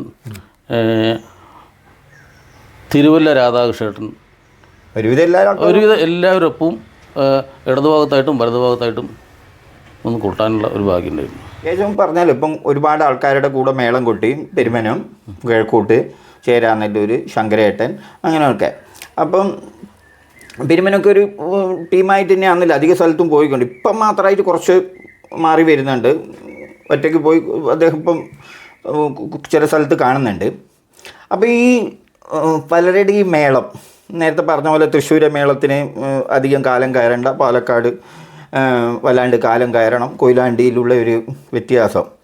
ഇതിൽ ശരിക്ക് ഏതായിരിക്കും ആസ്വാദനത്തിൻ്റെ മികവ്, അല്ലെങ്കിൽ ഏതിനായിരിക്കും കൂടുതൽ? കേശവൻകുട്ടിക്ക് എൻ്റെ ഒരു അഭിപ്രായം എന്താണെന്ന് പറയാൻ പറ്റുമോ ശരിക്ക്? അത് ഈ ആസ്വാദകൻ്റെ എങ്ങനെയാണോ മനസ്സ്, അതാണ് തോന്നുന്നത് എനിക്ക്. അല്ലാണ്ട് ഇതിന് നമുക്ക് പ്രത്യേകിച്ചൊരു ഇത് പറയാൻ പറ്റില്ല. ഇപ്പോൾ കിഴക്കൂട്ട് അരിയേട്ടൻ്റെ മേളം ഇഷ്ടപ്പെടുന്ന ആൾക്കാരുണ്ടാവും. അത് പല പ്രമാണികളുടെയും മേളം ഇഷ്ടപ്പെടുന്ന പല തരത്തിലുള്ള മനസ്സുകളാണ് ഈ ഓഡിയൻസ്. അപ്പോൾ അത് നമുക്ക് അതങ്ങനെ പ്രത്യേകിച്ചൊരു വിലയിരുത്തലായിട്ട് ഇങ്ങനെ പറ്റില്ല. ശരി. ഇതിപ്പോൾ ചെറുശ്ശേരി കുട്ടേട്ടൻ കൊട്ടുന്നതും അതുപോലെ എല്ലാവരും ഓരോരുത്തരുടെ പേരെടുത്ത് പറയില്ല, അവർക്ക് അവരുടേതായിട്ടുള്ള ഓരോ ശൈലിയുണ്ട്. അത് ഇഷ്ടപ്പെടുന്ന ഓഡിയൻസ് ഉണ്ട്, അത് ചില സമയത്ത് ഇഷ്ടപ്പെടാത്ത ഓഡിയൻസും ഉണ്ട്. അപ്പോൾ നമുക്ക് കൃത്യമായിട്ട് അതിനെക്കുറിച്ചൊരു അഭിപ്രായം പറയാൻ പറ്റില്ല എന്നാണ് തോന്നുന്നു. ആ തായമ്പകയിലും അങ്ങനെ ഇപ്പോൾ കുറേ ആൾക്കാർ ഒന്നിച്ച് തായമ്പ കൊട്ടിയല്ലോ. പഴയ ആ ശൈലിയിലുള്ളൊരു നമ്മളൊക്കെ പഠിച്ച പോലെ കാം കാം അങ്ങനെ ഒരു സമ്പ്രദായത്തിൽ നിന്ന് മാറി ഇപ്പം അങ്ങനെ ഒരു സമ്പ്രദായമായി. അപ്പം പണ്ട് ഒരുവിധ ആൾക്കാരൊന്നിച്ചൊക്കെ ഡബിൾ കൊട്ടുമ്പോൾ നമുക്ക് വലിയ ടെൻഷൻ ഇല്ലാണ്ട് പോകാൻ പറ്റുമായിരുന്നു. പക്ഷേ ഇന്നത്തെ കാലത്ത് അത് നേരെ തിരിഞ്ഞു. ഈ മുഖം ആദ്യത്തെ എണ്ണം കഴിയുന്നത് വരെ ഓരോ തായമ്പക്കാരും അവർ കൃത്യമായിട്ട് ചെയ്തു വെച്ച ചില സാധനങ്ങളായിരിക്കും അവർ ചെയ്യുക. അപ്പോൾ ഈ പലരും ഒന്നിച്ച് തായമ്പ കുട്ടി എന്ന് പറഞ്ഞല്ലോ കേശവൻകുട്ടി. അപ്പോൾ അതിൻ്റെ ഒരു അനുഭവം അത് ബുദ്ധിമുട്ട് ഉണ്ടാക്കാറുണ്ടോ? അല്ല പെട്ടെന്ന് കൊട്ടിത്തരുമ്പം അരങ്ങത്ത് നിന്ന് നമുക്ക് അതേപോലെ ചെയ്യാൻ പറ്റുമോ? പ്രത്യേകിച്ച് ഇപ്പം പലതരം രീതികളാണ് ഇപ്പം ആദ്യത്തെ എണ്ണം കഴിയുന്നത് വരെ നമുക്ക് തായമ്പയിൽ കാണാൻ പറ്റുന്നത്. അപ്പോൾ കേശവൻകുട്ടിക്ക് എങ്ങനെയാണ് അതിൻ്റെ മൊത്തത്തിലൊരു അനുഭവം? ഇപ്പം അത്താലൂരിൻ്റെ ഒന്നിച്ച് കൊട്ടി, ആറങ്ങോട്ടുകര ശിവേട്ടൻ്റെ ഒന്നിച്ച് കൊട്ടി, രാമകൃഷ്ണേട്ടൻ അങ്ങനെയൊക്കെ പറഞ്ഞല്ലോ. അപ്പോൾ എന്താ അതിൻ്റെ ഒരു സുഖം? ഞാൻ ഈ അത്താലൂർ ശിവേട്ടനൊപ്പം കൂട്ടുമ്പോൾ അന്ന് അത്ര ഇങ്ങനെയുള്ള സംഭവങ്ങളൊന്നും അന്ന് വന്നിട്ടില്ല. കുറേ കാലങ്ങളായി. ഒരു 10, 20, 22 വർഷം മുമ്പ് കൊട്ടിയതാണ്. അത് സത്യം പറയാൻ ഞാനല്ല അന്ന് കൊട്ടേണ്ട ആളും, ആ പേരൊന്നും പറയുന്നില്ല. പക്ഷേ അദ്ദേഹത്തിന് പോവാൻ എന്തോ ഒരു അസൗകര്യക്കുറവ് പറഞ്ഞപ്പോൾ എന്നോട് പോകാൻ പറഞ്ഞു. ഞാൻ പോയി നോക്കുമ്പോൾ വട്ടം പിടിക്കാനും ഒന്നും വല്ലാത്തൊരു അവസ്ഥയിലായിരുന്നു. അന്ന് സത്യം പറഞ്ഞാൽ അത് വേണ്ടതുപോലെ അങ്ങോട്ട് ആയില്ല. പക്ഷേ അതെങ്ങനെയൊക്കെയോ നമ്മളത് കഴിച്ചു കൂട്ടി പോകുന്നു ഓർന്ന്. ശിവേട്ടനും ഒരു മാനസികമായിട്ടൊരു ബുദ്ധിമുട്ടായി അങ്ങനെ. പിന്നെ അന്ന് ഇങ്ങനത്തെ ഉള്ള കൊട്ടൊന്നും അങ്ങനെ ആയി തുടങ്ങിയിട്ടുമില്ല. ഒരു 10, 22 വർഷം മുതൽ അന്നിങ്ങനെ തുടക്കമാണത്. ആ കാലഘട്ടത്തിൽ തുടങ്ങി വരുന്ന സമയമാണ്. പിന്നെ ആറങ്ങോട്ടുകാർ ശിവേട്ടൻ്റെ ഒപ്പം കൊട്ടിയത് മദ്രാസിൽ വെച്ചിട്ടുണ്ട്. അന്നും പിന്നെ ആറങ്ങോട്ടുകാർ ശിവേട്ടൻ എപ്പോഴും ഈ പറഞ്ഞ ശൈലിയിൽ തന്നെ കൊട്ടാറുള്ളൂ. പിന്നെ നമുക്ക് പറയും എൻ്റെ ആ സമയത്ത് എന്താണോ വേണ്ടത് അത് ഞാൻ കൊട്ടും. അത് നമുക്ക് കിട്ടിയാൽ മനസ്സിലായ കൊട്ട്, ഇല്ലെങ്കിൽ അതിനനുസരിച്ച് അഡ്ജസ്റ്റ് ചെയ്ത് പോകും. പിന്നെ മറ്റുള്ളവരുടെ കൂടെ കൊട്ടുമ്പോഴൊക്കെ ഈ ഞാൻ പറഞ്ഞ വേറെ കുറേ ആൾക്കാരൊക്കെ പഴയ ശൈലിയിൽ ഈ പറഞ്ഞ പോലെ നക്കാം നഗിന്നക്കാം എന്നിങ്ങനെ കൊട്ടുന്ന ആൾക്കാരാണ്. അത് നമുക്ക് വല്ലാണ്ട് ബുദ്ധിമുട്ട് തോന്നിയിട്ടൊന്നുമില്ല. പിന്നെ രാമകൃഷ്ണേട്ടനൊപ്പം കൊട്ടുമ്പോൾ കേശവൻകുട്ടിക്ക് ഇത് രണ്ടിൽ ഏതാ ഇഷ്ടം? കേശവൻകുട്ടിക്ക് ശരിക്കും നമ്മളെ ആ ഒരു പഴയ സമ്പ്രദായത്തിൻ്റെ മുഖത്തിനുള്ള അന്നേരം തോന്നുന്ന മനോധർമ്മങ്ങൾ, പൊടികൾ ഉള്ള ഒരു സമ്പ്രദായം ഇപ്പം കൃത്യമായിട്ട് അവർ ചെയ്ത് ഓരോന്ന് രൂപപ്പെടുത്തിയ മുഖം പ്രത്യേകം രൂപപ്പെടുത്തിയിട്ടുണ്ട് എന്നൊക്കെ ചില കുട്ടികൾ പറയുന്നേക്കാം. ഇതിൽ കേശവൻകുട്ടീനെ കൂടുതൽ സ്വാധീനിച്ചത് ഏതാണ്? നമ്മൾ കൃത്യമായിട്ടൊരു സാധനം ഉണ്ടാക്കി കൊട്ടുമ്പോൾ അതിനൊരു സുഖം വേറെയാണ്. അല്ലാണ്ട് ഈ തോന്നിയ പോലെ കൊട്ടലൊന്നും എനിക്ക് വലിയ താല്പര്യമില്ലാത്തതാണ്. കൃത്യമായിട്ട് പഴയ സമ്പ്രദായം നിലനിർത്തി അതിൽ നല്ല നല്ല കാര്യങ്ങൾ അവനവൻ്റെ മനോധർമ്മം അനുസരിച്ചിട്ടോ ഇല്ലെങ്കിൽ നമ്മൾ കൃത്യമായിട്ട് ഒരു ഗുരുനാഥൻ്റെ കീഴിൽ പോയി പഠിച്ച കാര്യങ്ങൾ അതിൽ അവരുണ്ടാക്കിയത് അവരുടെ മനസ്സിലൊരു നല്ലൊരു കാഴ്ചപ്പാട് കൂടിയിട്ടായിരിക്കും അവർ സാധനം ഉണ്ടാക്കുന്നത്. അതിന് വല്ലാണ്ട് പരിക്കേൽപ്പിക്കാണ്ട് കൊട്ടി വൃത്തിയാക്കുക എന്നുള്ളതാണ് എൻ്റെ ഒരു ഇഷ്ടം. ചാട്ടപ്പൊട്ടാന്ന് കൊട്ടി അങ്ങനെ ഇങ്ങനെ കൊട്ടി അതിനെ കൂടെയുള്ളവരെ ബുദ്ധിമുട്ടിച്ച് അങ്ങനെ കൊട്ടുന്നതിനോട് എനിക്കൊരു താല്പര്യമില്ല. എനിക്ക് ആ സമ്പ്രദായം നിലനിർത്തിയിട്ട് അതിന് നല്ല രീതിയിൽ കൃത്യമായിട്ട് വക്കും നടുവും അതൊക്കെ വൃത്തിയായിട്ട് പരമാവധി ഞാൻ കൊട്ടാൻ ശ്രമിക്കാറുണ്ട്. എനിക്ക് ആ കൊട്ടിനോടാണ് താല്പര്യം. അല്ലാണ്ട് വെറുതെ ഈ ചറ പറയാന്ന് കൊട്ടി ആൾക്കാരെ കയ്യിലെടുപ്പിക്കൽ അതിൻ്റെ ഒന്നും ആവശ്യം എനിക്ക് തോന്നിയിട്ടില്ല. എനിക്ക് പഴയ സമ്പ്രദായം നിലനിർത്തി അതിൽ വൃത്തിയായിട്ട് തായം കൂട്ടുക, അതിനോടാണ് എനിക്ക് കൂടുതലും താല്പര്യം. ഈ ചാപ്പ വയ്ക്കുന്നത് പോലും ആ 2 ബഹുജാരി കഴിഞ്ഞിട്ട് വയ്ക്കുക എന്നുള്ളതായിരുന്നു എൻ്റെ ഒരു കാഴ്ചപ്പാട്. അങ്ങനെയായിരുന്നു. ഇപ്പോൾ പിന്നെ അതിൽ ചില മാറ്റങ്ങൾ നമ്മൾ മാറ്റേണ്ടി വരുന്നു. അല്ലാണ്ട് നമ്മളെ നിലനിൽപ്പിന് വേണ്ടിയിട്ട് ചെയ്യേണ്ടി വരുന്നുണ്ട്. അതേപോലെ മേളത്തിനും ഉണ്ടല്ലോ. ഇപ്പോൾ ചില സ്ഥലങ്ങളിലൊക്കെ ഞാനും പതിവുണ്ട് ഈ തീര് കലാശത്തിൻ്റെ അവസാനം ചില കൊട്ടുകൾ ചിലവർ നല്ലതാന്ന് പറയും, ചിലവർ കൊട്ടാൻ പാടില്ല എന്ന് പറയും. അപ്പോൾ കേശവൻകുട്ടീൻ്റെ അഭിപ്രായം എന്താ? അതിപ്പോൾ ജനങ്ങൾ അങ്ങനെ ആവശ്യപ്പെടുമ്പോൾ നമ്മൾ ചെയ്തേ പറ്റൂ. ഇപ്പോൾ ഞാൻ കഴിഞ്ഞ വർഷമല്ല അതിന് മുന്നിലത്തെ വർഷം വടക്കഞ്ചേരി ഗണപതി സഹായം വേലിക്ക് അവിടെ എന്നെ വിളിച്ചു, കമ്മിറ്റിക്കാരെ വിളിച്ചു. സാധാരണ പഞ്ചവാദ്യം കഴിഞ്ഞാൽ അത് അവിടെ നിന്ന് ഭഗവാൻ എഴുന്നള്ളിച്ച് അവിടെ തിരിച്ച് അമ്പലത്തിലേക്ക് എത്തിക്കുക. അതിൻ്റെ ഇടയിൽ ഒരു കഷ്ണം പാണ്ടിയും കൂടെ കൊട്ടണം. അതാണ് ഞാൻ വർഷങ്ങളായിട്ട് കൊട്ടുന്ന ഒരു സ്ഥലമാണ് വടക്കഞ്ചേരി ഗണപതി സഹായം. അപ്പോൾ ഇപ്പോൾ കുറച്ച് വർഷമായിട്ട് എൻ്റെ പ്രമാണത്തിലാണ് അവിടെ മേളം നടക്കുന്നത്. ഒരു 4 വർഷമായിട്ട് ഇപ്പോൾ ഒരു 50-55 ആളുടെ മേളം അവർ ഏൽപ്പിക്കുമ്പോഴേ പറഞ്ഞു ആ തീര് കലാശത്തിൽ ആ സാധനം കൊട്ടണം, നിർബന്ധമായിട്ട് കൊട്ടണം പറഞ്ഞു. അത് ഞാൻ കൊട്ടി. പക്ഷേ ഞാൻ കൊട്ടി കുറച്ച് കഴിഞ്ഞപ്പോഴാണ് സംഭവം യൂട്യൂബിൽ ഈ സാധനം വരുന്നു. യൂട്യൂബിൽ സാധനം വന്നു. പിന്നെ നോക്കുമ്പോൾ അത് ലക്ഷക്കണക്കിന് കഴിഞ്ഞ 2024 ജൂൺ ജൂലൈ മാസങ്ങളിൽ മൊത്തം എല്ലാവരുടെയും എന്താ പറയുക സ്റ്റാറ്റസ് അതായിരുന്നു. അത് കണ്ടിട്ടാണ് ഞാൻ അറിയുന്നത്. അതുപോലെ ഇടകാലത്തിലൊരു ഇടിയുണ്ട് ലളിതാൾക്കാരുടെ. അത് ഇങ്ങനെ ചില വീഡിയോകളൊക്കെ വരുമ്പോൾ അതിൻ്റെ കമൻറ്റുകൾ പലതരത്തിൽ കാണാം. ഞാൻ കേശവൻകുട്ടീൻ്റെ ഒരു അഭിപ്രായം ചോദിക്കുന്ന കേട്ടോ. അതിൽ ചില കുട്ടികൾ അത്യാവശ്യം കൃത്യമായിട്ട് താളത്തിൽ അതിൻ്റെ ഒരു ഈ മാസ്മരികത ഉണ്ടാക്കിയത് ഏഷ്യാഡ് ശശിയേട്ടനാണെന്ന് എൻ്റെ ഒരു ഓർമ്മ. ശങ്കരേട്ടൻ്റെ ഒന്നിച്ചുള്ള സമയത്ത് അദ്ദേഹത്തിന് അതിനൊരു പ്ലാൻ ഉണ്ടായിരുന്നോ? പിന്നെ അതിനൊരു വായു, ഈ എൽത്താളത്തിനൊക്കെ നമ്മളെ പണ്ടവിടെ പഠിപ്പിക്കും പറയും, 2 എൽത്താളവും കൃത്യമായിട്ട് 2 പൊളിയും കൃത്യമായിട്ട് വീഴുമ്പോൾ അതിൽ നിന്നൊരു ബാസ് വരാനുണ്ട് അത്രേ. അങ്ങനത്തെ എൽത്താൾക്കാർ പിടിക്കുമ്പോൾ കുറച്ചും കൂടെ ടേസ്റ്റ് കൂടും അത്രേ. അപ്പോൾ അതേപോലെ ഇപ്പോഴത്തെ ചില കുട്ടികൾ ഇതിൻ്റെ കണക്കൊന്നും പഠിക്കാണ്ട് ഇങ്ങനെ ചെയ്യുന്നതും കാണാം. അപ്പോൾ ചില ആൾക്കാർ അതിനെ വല്ലാണ്ട് വിമർശിക്കുന്നത് കാണാം, മോശമായിട്ട് പറയുന്ന കാണാം. ചിലവർ നന്നായിട്ട് താളത്തിലൊരു കണക്ക് വെച്ച് ചെയ്യുന്നവരും ഉണ്ട്. കേശവൻകുട്ടിക്ക് ഈ തായമ്പയൊക്കെ കൊട്ടുമ്പോഴും മറ്റുള്ളവരെ കൊട്ടുമ്പോഴൊക്കെ എന്തായത് ശരിക്കും എൻ്റെ അനുഭവം നല്ല രീതിയിൽ ചെയ്തത് നല്ല തന്നെയാണ്. ഇപ്പോൾ ഈ പറഞ്ഞ പോലെ ചില ആൾക്കാർ ഇത് ഒരു ആഭാസമായിട്ട് ഒരു കണക്കില്ലായിരുന്നു. അത് കുറച്ച് ചില താളക്കാർ ചെയ്യുന്നതിന് മാത്രം ഒരു കണക്കുണ്ട്. മറ്റുള്ളവർ അങ്ങനെ ചെയ്യും. ഇനിയിപ്പോൾ നമ്മൾ ഈ തായം കൂട്ടുന്ന ആൾ ഇടിക്കാൻ കൊടുക്കുമ്പോൾ അത് ഇടിക്കേണ്ടേ പറഞ്ഞ് ചെയ്യുന്ന ആൾക്കാരുണ്ട്. പക്ഷെ അത് വൃത്തിയായിട്ട് ചെയ്യുന്ന ആൾക്കാർ വളരെ കുറവാണ്. അത് വൃത്തിയായിട്ട് ചെയ്യുന്നത് കാണാനും കേൾക്കാനും നല്ല ഭംഗിയാണ്. അപ്പോൾ എൻ്റെ ഓർമ്മയിലും ഞാൻ വീരരാമാശാൻ്റെ കൂടെ പോകുമ്പോൾ ഈ ശശിയേട്ടൻ പിടിക്കുന്നത് കണ്ടിട്ടുണ്ട്. ശശിയേട്ടൻ തന്നെ ഉണ്ടായി. ശശിയേട്ടൻ ഈ പറഞ്ഞ പോലെ അതിനൊരു കൃത്യമായിട്ടൊരു കണക്കും ഇതൊക്കെ ഉണ്ടായിരുന്നു. ഇപ്പോൾ പലരിലും അതില്ല. അതിൻ്റേതായിട്ട് ചെയ്യുന്നവരുണ്ട്, നന്നായിട്ട് ചെയ്യുന്നവരുണ്ട്. അത് ഞാൻ പറഞ്ഞല്ലോ, അതല്ലാണ്ട് ചെയ്യുന്നവരുണ്ട്. പക്ഷെ അതിനോട് എനിക്ക് അഭിപ്രായമേ ഇല്ല. ഈ ഇടകാലത്തിൽ കാലം കയറുന്ന ഒരു സമ്പ്രദായത്തിന് ഒരു അഭിപ്രായ വ്യത്യാസമുണ്ട്. പണ്ട് നമ്മളെയൊക്കെ നാട്ടിൽ പറഞ്ഞിരുന്നത് ഒറ്റക്കോല കൊണ്ട് പിടിക്കുന്ന സ്പീഡ് കഴിയുമ്പോഴത്തേക്ക് ഇരികട കൊട്ടി നിർത്തണമെന്ന് പറയുന്നത്. പക്ഷേ ഇപ്പം ഏകദേശം മിഷ്യം വെച്ചാലടക്കം പാടാന്നുള്ള തരത്തിലേക്കുള്ള ഇതാണ്. കേശവൻകുട്ടിയുടെ അഭിപ്രായം എന്താ? അത് ശരിയല്ല എന്നാണ് എൻ്റെ അഭിപ്രായം. ഞാൻ ഇന്ന് വരുമ്പോൾ തന്നെ മനസ്സിലിങ്ങനെ ആലോചിച്ച് വന്നതാണ്. അടുകിട്ട് അനകന അനകന അനകന അടുതരകാൻ ഈ സാധനം കഴിഞ്ഞ ഒരു ഇതുണ്ടല്ലോ, അത് കഴിഞ്ഞാൽ പിന്നെയും 2-3 എണ്ണം കൊട്ടേണ്ട ഒരു ഇതുണ്ട്. അത് ഇന്നത്തെ കാലഘട്ടത്തിൽ ഈ സാധനം കഴിഞ്ഞ് കൂട്ടിയടി കഴിയുമ്പോഴേക്കും വല്ലാണ്ട് എത്തിക്കഴിഞ്ഞു. പിന്നെ ആ സാധനം ഇപ്പോൾ തായമ്പിയിൽ ഇല്ലാണ്ടായി തുടങ്ങി എന്നുള്ളതാണ് എൻ്റെ ഒരു അഭിപ്രായം. പക്ഷെ അത് ശരിയല്ല. ഞാൻ പരമാവധി അതും കൂടെ അതിൽ ഈ ഊറിട്ട് അനകന അനകന അതൊരെണ്ണം, പിന്നെ ഊറൂറൂറിട് അതൊക്കെ നമുക്ക് ആശാന്മാർ പറഞ്ഞു തന്നിട്ടുള്ള പിന്നെ ചാപ്പ വെച്ചിട്ടുള്ളൊരു സാധനം. ഇതിലേതെങ്കിലും ഒന്ന് കൊട്ടാൻ പറ്റിയാൽ കൊട്ടിയിട്ട് പിന്നെ അടുകിട്ട് എന്നുള്ളത് കൊട്ടുള്ളൂ. അതിപ്പോൾ പലരും ഈ സാധനത്തിൽ ആരും കൊട്ടുന്നില്ല. പറഞ്ഞ് അതിങ്ങനെ കാലം എല്ലാവരും കൂടെ തള്ളി കയറ്റിയാൽ പിന്നെ ഒന്നും കൊട്ടാൻ പറ്റില്ല. ഈ കൊട്ടുന്ന ആൾക്കെങ്കിലും ബോധം വേണ്ട ഇങ്ങനെ ഇനി കൊട്ടാനുണ്ടെന്നുള്ളത്. അതും ഇല്ലാത്ത ആൾക്കാരുണ്ട്, ഒന്നും ചെയ്യാൻ പറ്റില്ല. പക്ഷേ ഇപ്പോഴത്തെ കാലഘട്ടത്തിന് കുറച്ച് ആൾക്കാർക്ക് ഈ സ്പീഡിനോടൊരു താല്പര്യം കൂടുതലില്ലേ? സ്പീഡിനോട് താല്പര്യമുണ്ട്. ഈ പറഞ്ഞ പോലെ നമ്മളൊക്കെ പറഞ്ഞു കേട്ടതും ഏകദേശം ഒറ്റക്കൈ കൊണ്ട് പിടിക്കുമ്പോൾ തന്നെ ആ ഇരികട കൊട്ടി അവസാനിപ്പിക്കുക എന്നുള്ളതായിരുന്നു. കാലഘട്ടത്തിനനുസരിച്ച് ചെറിയൊരു മാറ്റം വന്നിട്ടുണ്ട്. ഇപ്പോൾ അത് വളരെ വളരെ മാറ്റം വന്നു. ചില സമയത്ത് അത് എന്താ പറയുക, എന്താ പറയുക, നമുക്ക് കൊട്ടാൻ പറ്റാത്ത അവസ്ഥയാണ്. അവസാനം വട്ടം പിടിക്കണവന് ഒരു 2-3 ചെമ്പട കൊട്ടം കഴിഞ്ഞാൽ അയാൾക്കും പറ്റില്ല. അതൊക്കെ അതിലൊക്കെ ചെറിയ മാറ്റം വരുത്തണം എന്നാണ് എൻ്റെ ഒരു അഭിപ്രായം. ഈ അവസാനത്തെ പക്ഷേ കുറേ കലാകാരന്മാർക്കൊക്കെ ഒരു നിലനിൽപ്പിൻ്റെ ബുദ്ധിമുട്ടുണ്ട്. നിലനിൽപ്പ് പറയുമ്പോൾ ഈ സാധനം ഉണ്ടെങ്കിലല്ലേ നമുക്ക് നിലനിൽപ്പുണ്ടാവുള്ളൂ. ഈ സാധനത്തിന് ഇല്ലാണ്ടാക്കി പിന്നെ എങ്ങനെ നമ്മൾ നിലനിൽക്കും? ഞാൻ അങ്ങനെ ചിന്തിക്കുന്ന ആളാണ്. ക്ലാസ് കുട്ടികൾ എത്ര ഇപ്പം പഠിപ്പിക്കുന്നുണ്ടോ? ക്ലാസ് നിലവിലുണ്ടോ?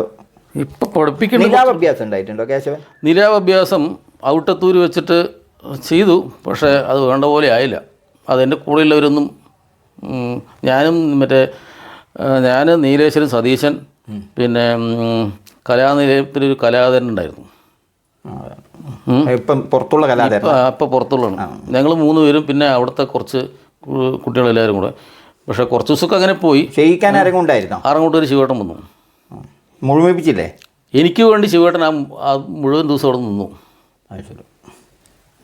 അതൊരു അങ്ങോട്ട് വേണ്ട പോലെ ആയില്ല. ഇപ്പോൾ ക്ലാസ് ഉണ്ടോ കുട്ടികൾക്ക്? ഇപ്പം ഉണ്ട്, കുറച്ച് കുട്ടികൾ പഠിക്കാൻ വരുന്നുണ്ട്. ഈ പരിപാടിക്ക് വരുന്നതിൽ ശിഷ്യന്മാർ ധാരാളം ഉണ്ടാ? കേശവന് കുറേ കരാറുണ്ടല്ലോ മേളവും തായമ്പൊക്കെ. അതിൽ ഈ കൊട്ടാൻ വരുന്നതിൽ ശിഷ്യന്മാർ വരുന്ന അങ്ങനെയില്ല, അങ്ങനെ കൂടുതലായിട്ടൊന്നുമില്ല. ഇല്ല ഇല്ല, അങ്ങനെയൊന്നുമില്ല. പിന്നെ ഞാനിപ്പോൾ ഒരു 10 വർഷം മുന്നേ ഒരു 4 ചേച്ചിമാരിനെ തായമ്പ പഠിപ്പിച്ച് അരങ്ങേറ്റം നടത്തി. പാലക്കാട് വെങ്കിട്ടരാമേട്ടൻ്റെ ഒരു ശിഷ്യയുണ്ടായിരുന്നു. പിന്നെ അവർ ആദ്യം വേറെ ആരുടെ അടുത്ത് പഠിച്ചു. അത് കഴിഞ്ഞതിന് ശേഷം രാമകൃഷ്ണേട്ടൻ്റെ അടുത്ത് പോയി. അപ്പോൾ ഞാൻ രാമകൃഷ്ണേട്ടൻ്റെ അടുത്ത് അന്ന് തായമ്പ് കുറച്ച് പഠിക്കാൻ വേണ്ടി പോയ സമയത്ത് രാമകൃഷ്ണേട്ടന് പരിപാടികളും ക്ലാസ്സും ഇതെല്ലാം കൂടെ ആയിട്ട് അവർക്ക് ക്ലാസ് എടുക്കാൻ സമയം കിട്ടുന്നില്ല. കേശവൻകുട്ടി ഒന്ന് പോയി വെച്ചു. ഞാൻ പോയി. ഒരു 3 അൺസീസണിലാണ് പോയത്. അവരൊക്കെ 40 വയസ്സ് 50 വയസ്സ് കഴിഞ്ഞവരാണ്. ഒരു 3 വർഷം ഉണ്ടായിരുന്നത്. 3 വർഷം പറഞ്ഞ് 3 അൺസീസണിൽ പോയിട്ട് ആ 3ാമത്തെ ഒരു ജനുവരി മാസത്തിൽ തായമ്പ് അവർ അരങ്ങേറ്റം നടത്തി. കുറേ തായമ്പുകൾ അവർ കൊട്ടി. പിന്നെ അവർ വീട്ടമ്മമാരായതുകൊണ്ടും പിന്നെ അതിൻ്റേതായിട്ടുള്ള കുറേ ഇപ്പോൾ ഇതൊഴിഞ്ഞു. പക്ഷേ എന്നാലും അവരിപ്പോൾ കഥകളിയായിട്ടും അതുപോലെ സോപാനവും മറ്റുള്ളതൊക്കെ ആയിട്ടും അവർ ഫീൽഡിലുണ്ട്. കഥകളി മേളം, തായമ്പക, ചെണ്ടമേളം അല്ലേ? ഇതല്ലാണ്ട് ഈ പാലക്കാട് ഭാഗത്ത് നമ്മളെ ഈ കോട്ടയത്തൊക്കെ ഉള്ള പോലെ പടയണി, മുടിയേറ്റ്, ഗരുഡ അങ്ങനെ എന്തെങ്കിലും വേറെ ഇതിൽ കേശവൻകുട്ടി ഇതൊക്കെ ഉണ്ടല്ലോ. എന്താ ഒരു ചെണ്ട കൊണ്ടുള്ളൊരു ഇതില്ലേ, പാവക്കൂത്ത്, കണ്ണിയാർ കളി, അങ്ങനെ എന്തെങ്കിലും കേശവൻ ചെയ്തിട്ടുണ്ടോ? ഞാൻ ചെയ്തിട്ടില്ല. പക്ഷെ പാലക്കാടും ഭാഗത്ത് ഈ കണ്ണിയാറുകൾക്ക് ചെണ്ട നല്ല പ്രാധാന്യമാണ്. എന്തിന്? കണ്ണിയാറ് കളി. അതിപ്പോൾ പല്ലശ്ശനക്കാവിലുള്ള എന്തോ കുറേ പഠിക്കാനൊക്കെ ഇല്ലേ അതിൽ? സത്യം പറഞ്ഞാൽ ഈ കണ്ണിയാറ് കളിക്ക് അവിടുത്തെ തന്നെ ആ ദേശത്തിലാരെങ്കിലും ഒരാൾ കൊട്ടും. പക്ഷെ അത് കൃത്യമായിട്ടൊരു കൊട്ടല്ല. പക്ഷെ അന്ന് ആ കാല് വെക്കുന്നതിനനുസരിച്ച് അവർ കൊട്ടും. നമ്മുടെ അത് കൃത്യമായിട്ട് കൊട്ടണമെന്ന സ്ഥലം അവിടെ പല്ലശ്ശന പഴയകാവിലാണ്. അവിടെ പാനയും മറ്റുള്ളതൊക്കെ ഉള്ളതുകൊണ്ടും പിന്നെ മനാടി ആശാനും അതിൽ കൃഷ്ണദാസേട്ടനും പ്രസാദേട്ടൻ അവിടെ കുറേ ചെണ്ടക്കാരൊക്കെ ഉള്ളതുകൊണ്ട് അവിടെ കൃത്യമായിട്ടൊരു സമ്പ്രദായം ഉണ്ടാക്കി വെച്ചിട്ടുണ്ട് കൊട്ടിന്. അവിടെ എല്ലാവരുടെയും കണ്ണിയാർ കളിക്ക് ഒരു ചെണ്ടയും ഒരു മദ്ദളമൊക്കെ തന്നെ ഉണ്ടാവുള്ളൂ. പക്ഷെ അവിടെ അങ്ങനെയല്ല. അവിടെ 2-3 ചെണ്ടയും ഉണ്ടാവും. അതുപോലെ മദ്ദളക്കാർ, കൊമ്പ്, കുഴൽ, കുറച്ച് നല്ലോണം മേളത്തിന് നല്ല പ്രാധാന്യം കൊടുത്തിട്ടുള്ള ഒരു കണ്ണിയാർ കളിയാണ് പല്ലശ്ശന പഴയകാവിലും. അപ്പുറത്ത് ഒരു പുത്തൻകാവുണ്ട്, അവിടെയും അതെ. പിന്നെയൊക്കെ അതാത് ദേശങ്ങളിലുള്ള ആൾക്കാർ കൊട്ടുക. പക്ഷേ അതവർ ആ താളത്തിനനുസരിച്ച് ആ പഴയൊരു സമ്പ്രദായത്തിൽ കൊട്ടി വരിക. വേറെ എന്തിനും ഉണ്ടായിട്ടുണ്ടോ? വേറെ ഞാൻ കണ്ണിയാർ കളിക്കുന്ന ഒരു സ്ഥലത്ത് എവിടെ തോൽപ്പാവക്കൂത്ത് അതിനൊന്നും കൊട്ടി. അതൊന്നും കേശവൻ്റെ ഭാഗത്തില്ല. എൻ്റെ ഭാഗത്തില്ല. ഈ ഭാഗത്തുണ്ട്. ഈ എന്താ പറയുക, ഭാഗത്തൂടെ ഒരുപാട് കലാവിഷയങ്ങൾക്ക് ഉപയോഗിക്കുന്ന ഒരു വാദ്യം പല ജില്ലകളിലും പല ഏതൊക്കെ ഇതിനാ ഉപയോഗിക്കുന്നതെന്ന് പറയാൻ പറ്റില്ല. നമ്മൾ വടക്കൻ നാട്ടിലൊക്കെ വന്നാൽ ഒരുപാട് കലാരൂപം ചെണ്ട ഉപയോഗിക്കുന്നുണ്ട്. അതേപോലെ ഈ മേളവും തായമ്പകയും പിന്നെ അല്ലാതെ വേറെ എന്തെങ്കിലും വിഷയത്തിൽ കേശവൻകുട്ടി ഇങ്ങനെ ചെയ്തിട്ടുണ്ടോയെന്ന് അറിയാൻ പറ്റില്ല. ഞാൻ കണ്ണിയാർ കളിക്ക് ഒരു തവണ കൊട്ടിയിട്ടുണ്ട് കാര്യമായിട്ട്. ആ വട്ടക്കളി, കണ്ണിയാർ കളി എത്തിയ ആദ്യം ഒരു കളി, പിന്നെ വീണ്ടും ഒരു കളി കൂട്ടണം, പിന്നെ അത് കഴിഞ്ഞാൽ വട്ടക്കളി. അത് തന്നെ ചടങ്ങൊക്കെ ഉണ്ട്. ചടങ്ങുണ്ട്. കളിക്കിപ്പോൾ കൊട്ടാൻ പോകാറുണ്ടോ? കഥകളിക്കോ? കഥകളിക്കിപ്പോൾ കുറേ വർഷങ്ങൾക്ക് ശേഷം 2-3 വർഷം മുമ്പ് ഒരു പുറപ്പാട് അരങ്ങേറ്റത്തിന് അന്ന് സദനത്തിൽ ഒരു ദാസേട്ടൻ പറഞ്ഞ ഒരാളുടെ ഒരു വേഷവും പിന്നെ പാട്ട് ശിവദാസൻ്റെ മകളും വേറൊരു കൂട്ടർ പുറപ്പാടായിരുന്നു. അന്ന് അവിടെയുള്ളവർക്കൊക്കെ നല്ല തിരക്കാണ്. രാമകൃഷ്ണേട്ടനും ഒഴിവില്ല, ഗോപാലേട്ടനും ഒഴിവില്ല, അവർക്ക് ആർക്കും ഒഴിവില്ല. അപ്പോൾ എന്നെ വിളിച്ചു. പുറപ്പാട് മേളപ്പദം കൂട്ടിയിട്ട് കുറേ കാലമായോ? മേളപ്പദം കല്യാണത്തിൽ പഠിക്കുന്ന സമയത്ത് കൃത്യമായിട്ട് കൊട്ടാൻ പറ്റിയിട്ടില്ല. ഒരൊറ്റ പ്രാവശ്യം ആലുവയിൽ ഉണ്ണീഷാചാനായിട്ട് കൊട്ടി. ഉണ്ണീഷാചാൻ അതെവിടുന്ന്? അത് ആലുവയിൽ കളിക്ക് പോയപ്പോൾ അന്ന് ഡബിൾ മേളപ്പദം പുറപ്പാട്. അത് ഗംഭീര കളിയായിരുന്നു. ഇതെല്ലാം വേണം. അപ്പോൾ ആശാൻ എന്നെയും കൂടെ കൊണ്ടുപോയി 2ാമത്തെ ചെണ്ടക്കാരനായിട്ട്. ഞങ്ങൾ 2 പേരും, ആശാനും ഞാൻ തന്നെ ഉണ്ടായതുള്ളൂ. അപ്പോൾ ഞങ്ങൾ ഇപ്പോൾ ഓർമ്മയുണ്ടോ സാധനം? ഉണ്ട്, കുറച്ചൊക്കെ ഓർമ്മയുണ്ട്. കഥകളിക്കൊട്ട് അങ്ങോട്ട് മുഴുവനായിട്ടും പറഞ്ഞിട്ടൊന്നുമില്ല. ഇല്ല അല്ലേ? എന്നാലും അതിപ്പോൾ കൊട്ടാത്തതിൻ്റെ ഒരു ചെറിയൊരു പരിചയക്കുറവുണ്ടെന്നേ ഉള്ളൂ. ഞാൻ മുമ്പ് കല്യാണത്തിന് ഇറങ്ങിയതിന് ശേഷമൊക്കെ വീട്ടിൽ വൈകുന്നേരം എല്ലാം കഴിഞ്ഞ് ഇരിക്കുമ്പോൾ ഇങ്ങനെ കഥകളിക്കൊട്ട് പഠിച്ചതൊക്കെ വായിത്താരി പറഞ്ഞ് ഇങ്ങനെ മനസ്സിൽ ഇങ്ങനെ അതൊക്കെ ചെയ്യാറുണ്ടായിരുന്നു. പിന്നെ കുറേ കഴിയുമ്പോൾ നമുക്ക് കളിക്ക് അവസരങ്ങളില്ലാത്തതുകൊണ്ട് ആ ഭാഗം കുറച്ച് അങ്ങോട്ട് എന്നാലും മുഴുവനായിട്ട് മാറ്റി വെച്ചിട്ട്. ഇടയ്ക്ക് വേറൊരു ചോദ്യം ചോദിച്ചത്, കഥകളിക്കൊട്ട് മേളം തായമ്പക ശരിക്ക് കേശവനെ കൂടുതൽ സ്വാധീനിച്ചത് ഈ മൂന്നിൽ ഏതാന്ന് പറയാൻ പറ്റുമോ? നമുക്കൊരു ആത്മസംതൃപ്തി കൂടുതൽ ഉണ്ടാവുമല്ലോ. തായമ്പ കൊട്ടുമ്പം കുറച്ചും കൂടെ എനിക്ക് സുഖമാണ്, അല്ലെങ്കിൽ കഥകളിക്ക് കൊട്ടുന്നതാണ് എനിക്ക് കുറച്ചും കൂടെ ഇഷ്ടം, മേളത്തിന് പ്രമാണിക്കുമ്പോഴാണ്. ഈ മൂന്നിൽ ഏതാണ് കൂടുതൽ സ്വാധീനിച്ചതെന്നൊന്നും പറയാൻ പറ്റുമോ? കൂടുതൽ പറഞ്ഞാൽ എനിക്കിത് മൂന്നും ഇഷ്ടമായിരുന്നു. അതല്ല ഞാൻ പറയട്ടെ, ഇപ്പോൾ കൂടുതൽ നമ്മൾ കൊട്ടുന്നത് തായമ്പയും മേളമാണ്. ചിലവിടെ തായമ്പ് കഴിയുമ്പോൾ നമുക്കൊരു നല്ലൊരു മനസ്സിൻ്റെ ഒരു സന്തോഷം കിട്ടും. അതുപോലെ നമ്മൾ മേളത്തിലേക്ക് പോകുമ്പോൾ ഞാൻ പരമാവധി നല്ല അത്യാവശ്യം കൊട്ടാനും വലന്തര പിടിക്കാനും പറ്റിയ ആൾക്കാരെ മാത്രമേ ഏൽപ്പിക്കുള്ളൂ. അത് ചിലവിടെ ഇത്രയും നല്ല ഞാൻ ചോദിച്ചു ഇത്രയും നല്ല ആൾക്കാരെ ഏൽപ്പിച്ചിട്ട് പോലും മേളം നന്നായില്ലേ പറയുമ്പോൾ അതിൻ്റെ ഒരു വിഷം. എന്നാലും മൂന്നിനും മൂന്ന് തരമാണല്ലോ. അപ്പോൾ അത് മൂന്നിലേതാ കൂടുതൽ സ്വാധീനിച്ചതെന്ന് പറയാൻ പറ്റില്ല. സ്വാധീനിച്ചത് പറഞ്ഞപ്പോൾ ഇപ്പോൾ മറ്റേ കഥകളി കൊണ്ടും കളിക്കാരും വിളിക്കുന്നില്ല, അത് അങ്ങനെ ഒരു ഭാഗമായിപ്പോയി. പക്ഷേ ഇതിന് രണ്ടും നമുക്ക് അത്യാവശ്യം മനസ്സിന് നല്ല സംതൃപ്തി തരുന്നത്. കൂടുതൽ അല്ല, ഈ മൂന്നിൽ വെച്ചിട്ട് കൂടുതൽ നമ്മൾ അറിവ് കിട്ടാൻ പാടേതാന്ന് പറയാൻ പറ്റുമോ? തായമ്പകയാണോ മേളാണോ അല്ല കഥകളി നമുക്കിപ്പോൾ ഒരു കഥകളി ഒരു മേളക്കാരനാണ്. ഞാൻ ഇപ്പോൾ നേരത്തെ പറഞ്ഞല്ലോ, എന്നെ കാര്യമായിട്ട് ആരും മേളൊന്നും പഠിപ്പിച്ചിട്ടില്ല. ഞാൻ അച്ഛൻ്റെ ഒന്നിട്ട് ചെറുപ്പത്തിൽ എൽത്താളെടുത്ത് പോയി, പിന്നെ കുറേ കിടക്ക് വലന്തല പിടിക്കൂ, പിന്നെ ഒരു കഷ്ണം തായമ്പ പഠിപ്പിച്ചു.